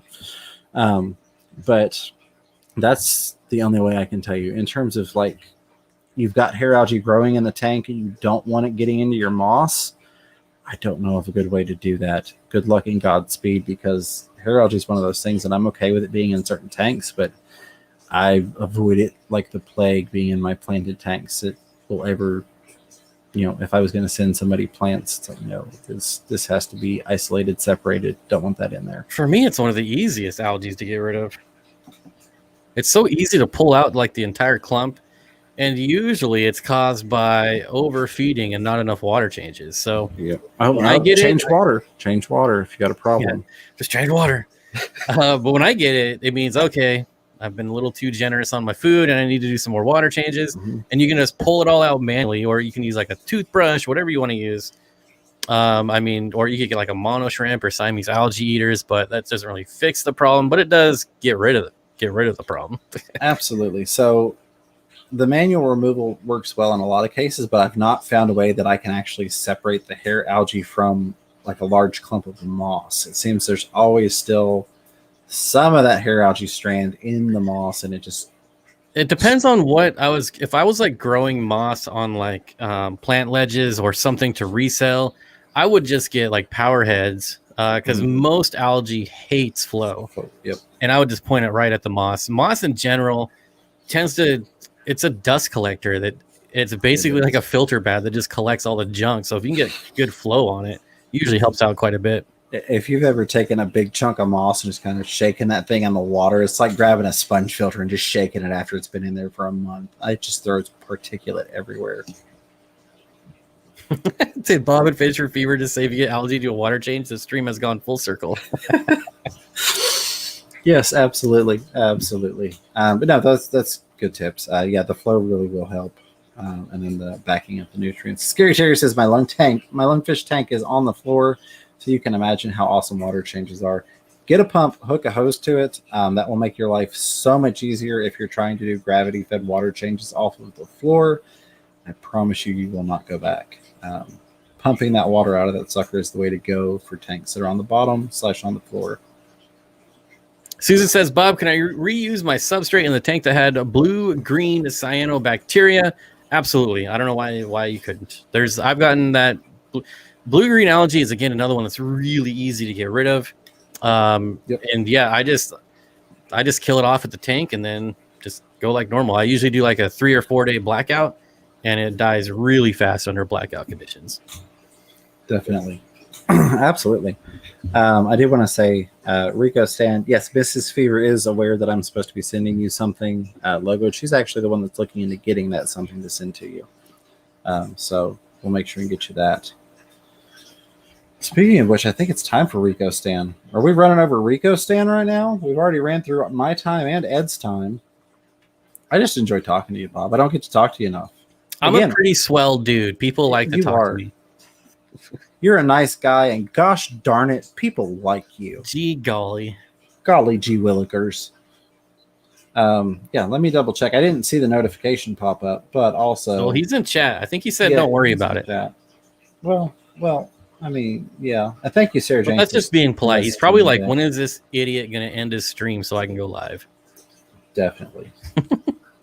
But yeah, Rico, let me know, buddy. I haven't seen the thing. I know that we're approaching your time. A lot of times you'll set it for like 15 minutes before the hour just to give Ed and I time, because I usually run over a little bit. Then Ed runs over a little bit. I like Rico Stan. He's a swell guy. He is. He definitely is. Swell. Kitty 08 says I'll go when you guys are done. Well, see, here's the thing. I asked Bob to come on to an hour-long show, and we've kept him here for 2 hours, 10 minutes, and 40 seconds. Yeah, but it's way more fun to be on other people's stream than it is to be on my own. Absolutely. Delilah's Critters, thank you so much. Says both of you are amazing. Fish Room Fever and Steamthought Aquatics. Mm-hmm. All right, so there we go. Zen Ginger posted the link. Rico and the Man live stream next in 10 minutes. Rico and the Man. Yeah, Ed's supposed to be the man. Seriously, Bob, I do appreciate you not only coming on last minute, but hanging out for a couple hours. It's been a nice break from reality. Right. Oh, I'm glad. I know that you've got a lot going on. And that can be frustrating. It can be discouraging. Yeah, tomorrow's going to be a hell of a day. I'm not looking forward to it. Anything special you haven't disclosed you want to tell us about? Oh, it's just the rest of my tanks. Gotcha. And it's all... So I've moved my two 125s, and then I moved everything that's 40 and lower, and now all I have left is 4-foot tanks. And those are the worst to move by yourself. So It's going to be a long day. Yeah, that stinks. I wish I was closer and I could offer you some assistance. I'm a complete idiot because I move them with the substrate in, and I've run out of 5-gallon buckets and other tubs to store substrate in. So I've been moving tanks with substrate, which is, everyone says is a big no-no. But knock on wood, hopefully nothing cracks or leaks for me. Absolutely. Lonnie, aka Looney Tunes, thank you for $2 super chat. Says thanks, James and Bob, much appreciated. Lonnie, thank you so much for hanging out. Thank you for the super chat. Appreciate that, my friend. Always great to see you. Killer Kitty 08 says, can't wait to see the new studio, Bob. Lift with your legs, not your back. I think it looks pretty nice. It's already done. So I think I built it, so it looks about as good as, I can do. So I'm not a contractor, so I hope people don't nitpick, but they will. I built it from the floor up, everything. Well, the last I saw it was looking pretty good. I was gonna say, aren't you gonna build a fish tank rack over the fireplace behind you there? Yep, that's what that shelf is for. That's for your discus, so you can keep them warm, right? Because you don't believe in aquarium heaters. Yep. God, we're horrible people. I don't believe in aquarium heaters. I mean, you could Danny comes over to my fish room, and I don't even heat the fish room. I've got basically no heat, and fish are spawning and fish are happy, and people get so worked up. But in the summer, my tanks get warm. In the winter, they get cold. That's how it is in the wild too. Yeah, so. Well, and we've talked about that before. We've dedicated a stream to that specifically. There's a completely different way things are viewed in nature versus how we view things at home. I mean, there are different temperature cycles. If you've ever been out to the lake on a hot summer day and you jumped in and you went, however many feet down, not too far, the water gets really cold really quick. And fish are swimming through these different temperate zones. And then, of course, not just your daily temperature fluctuations of day and night, but like you mentioned, your seasonal changes and all those things that fish experience. So it's not the crazy thing people think it is when you go, well, I let my temperatures fluctuate because that's what they do naturally. And the fish can handle that. It's not a huge deal for them. And obviously not all fish can. I'm a big rainbow fish nerd, but if you go to the ANGFA site, which is the huge rainbow fish site, mm-hmm. It shows the collection points and all the water parameters, and they're oh, this one was collected and the water temperature was 48 degrees. Yeah. And last summer, I kept yellow rainbow fish outside in a tub, and I posted a video in one of the rainbow fish groups. I'm like, look, here's yellow rainbow fish in 52-degree water, and they're schooling around, and they're eating, and they're flashing, and like people lost their minds. I was about to say, did you get crucified on there? No, people were like, oh my God. And they were like, I actually got shared out a few times because people were just blown away. I'm just like, awesome. Just you can see on the website, like the temperatures get really low where they're at. Not obviously all rainbow fish, but absolutely. Oh goodness, yeah, it's amazing the things that our fish can tolerate that we just don't give them credit for. Yeah, that being said, I understand that there is a baseline to help people be successful when they're coming into the hobby, because you do want to make things easier on the new hobbyists to make them more successful and keep them around. But I feel like once you've done this for a while and you've kept fish, try and understand the more natural flow of things and things that you don't necessarily have to do, even though they're good guidelines for beginners. Exactly. So Scary Terry says, so do I not need heater for my rainbow tank? Well, it does depend on species. Like I said, not all rainbows are collected in that cold of water. But that was just, 48 degrees was like the extreme. There is a couple species that are collected in high 40s, all the way up to like the upper 80s and 90s. So, definitely do your research on a specific tank. If you want to keep things easier on yourself, then definitely use a heater. But like James says, once you get to a point and you're comfortable and you have the experience, then you can start to see like, oh, maybe I should, all the fish are kind of grouped up at the bottom of the aquarium. Okay, maybe I should turn the heat up a little bit. Like, you'll start seeing signs like that. Absolutely. Know your fish. That's the most important thing. Spend time with your fish. Don't just pay for a box of water to sit in your house. Not to get back on that tangent again. But yeah, Jimmy Peace Graham says, I have no heaters either, Bob. Can we be friends? Well, that just makes us friends by default. Absolutely. And it's not even like you don't need heaters or you have to use heaters. For me, it's the people that speak in absolutes. Like, oh, if you don't use a heater, then you're just an idiot and you're doing it wrong. Yeah. Like, there's clearly, all you have to do is go to YouTube and you can see people breeding the same fish in a variety of different water parameters. Like, there is just no one set way to do things. And so those are the people that really bug me. Absolutely. I've seen Corey has talked about having his guppies breed out at like 71 or 72 before in his fish room. And, for myself or for Ed, we keep our guppies warmer. There are a lot of ways to do things, and what works for me may not work for you, and vice versa. So take that into consideration. Well, when I did when I did my breeding fish for profit tank, it was guppies, cherry shrimp, and bristlenose plecos, and they bred year round. In the winter, the temperature would get into the 60s, and all three would still just sit there and produce, fry. So right, I bet they were getting a very good nutrient-rich diet to help them. And we're also, we're also like 10 generations into these fish being into this water as well. So, like, if you're keeping yours at 80, don't buy fish and then put them in 60-degree water and be like, why'd they all die? Exactly. You really need 2 generations, I feel like, to get fish that are comfortable with your water, and then you can kind of work from there. I typically have an expectation if I buy guppies from Petco or PetSmart, that I'm probably going to lose the adult females that I get. But my hope is that I get some fry out of them before I lose them, just because they're not really quality fish. And that's why I really don't buy them. But it's like, okay, I got, 80 fry out of these females that I had. Now these 80 fry were born in my water. They can grow up, make babies that were then created and born in my water. And that's when I start getting into a hardier strain of guppies for my water parameters. My Fish Tanks Aquatics says, what's your thoughts on filterless tanks? I would say I typically don't recommend them for the beginner.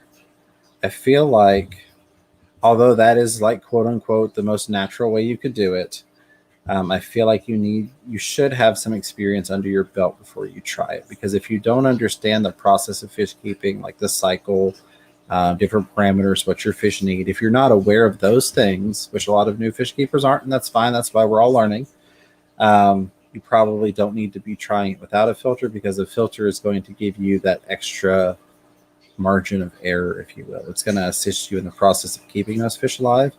That being said, Lucas Brett's I've been to his house several times. He's got amazing tanks.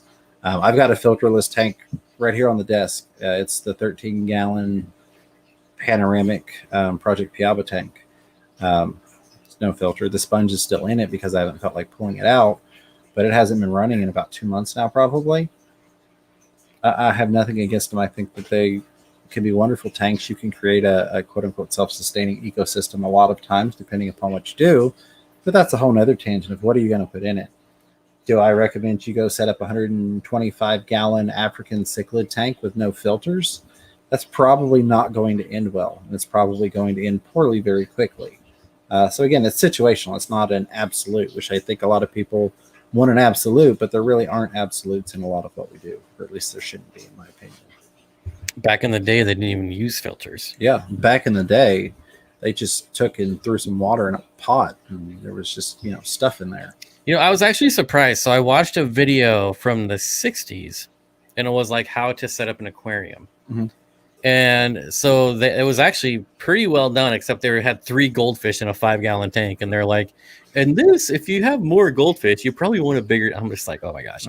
But everything else, they talked about the chlorine in the water, and they said, there was no filter. So they're like, you need to do your water changes. If you're not, then you might want to think about getting a filter. But if you do water changes every couple of weeks, then you don't need a filter. And I thought that was kind of interesting. Absolutely. That is very neat. Very neat. And again, that kind of plays into how much work are you willing to do. Filter gives you that margin of error, like I mentioned, that you don't have to water change as much, possibly because you've got a lot of assistance. You've got that extra bacteria in your filtration. You've got that extra surface agitation for oxygenation and all that stuff that we're not going to dive into with like 2 minutes left. But yeah, they can be done, and they can be amazing. But I don't recommend them for that to be your very first tank, unless you're doing something like a shrimp tank, which... But I feel like if you are going to do it in your first tank, a 125 is probably your best bet. Yeah, I mean, again, there's that More margin water, for the error. better. You got, yeah, absolutely. Scary Terry says, yep, always be learning. One of the reasons I love this hobby. Absolutely. Absolutely. I hope the day never comes that I have stopped learning in this hobby, because then I have reached the end of the internet, and I don't want that day to come. So Timothy Perry says, there's been studies with guppies of water temp has influence on the sex. Yeah, I've never seen like some like concrete like evidence, but there's definitely studies. There's also studies on like pH. It's a big thing in reptiles that you can alter or like predict the sex based on how hot you incubate the eggs. So it makes sense that it would be the same for some fish. But I know there's been studies, but I've never seen anything that was like, yep, if you have your temperature at 88 degrees, you'll get all males. Yeah. But it is an interesting idea. It is. Joy Krause would like to know what Bob's YouTube channel is. It's Blobfish. Blobfish. I'm going to have to go make... There probably already is a YouTube channel. Probably. So yeah, let's roll it on over to Rico Stan. I know that he's set up and ready to roll. Sorry, we've run a little bit late. Again, for anybody that's here and does not know, Ted Ed did not stream tonight because he's got family issues going on. So we wish him and his family the best. I promise we didn't just go live and decide to throw it off of the YouTubes. Ed got fired. Ed got fired. Steamfot's the new co-host, and that's why he will never be live streaming again on his channel. I finally got him on contract. Yep. There you go. Gotta pay the bill somehow. Definitely. Thank you all for being here. Final thing I will say is, Paul Steer says, when I was a kid, the right way to keep fish was to empty out the tank, scrub everything weekly, and pour in fresh water. My, how things have changed. And yes, that's absolutely. What I did. So again, thank you all so much for being here. Still 90 people hanging out. Bob, as always, thank you for being a guest. We will get the link in the chat for Rico Stan, who is going live next. Moderators, members, lurkers, listeners, super chatters, contributors, commentators, questioners, and of course the replay crew. I love you guys. Until next time, go check out Steamfot Aquatics. And don't forget, you already know, keep your fish healthy, keep yourselves healthy. Don't be afraid to catch yourself a little fish room fever, but maybe not too much. But at least subscribe.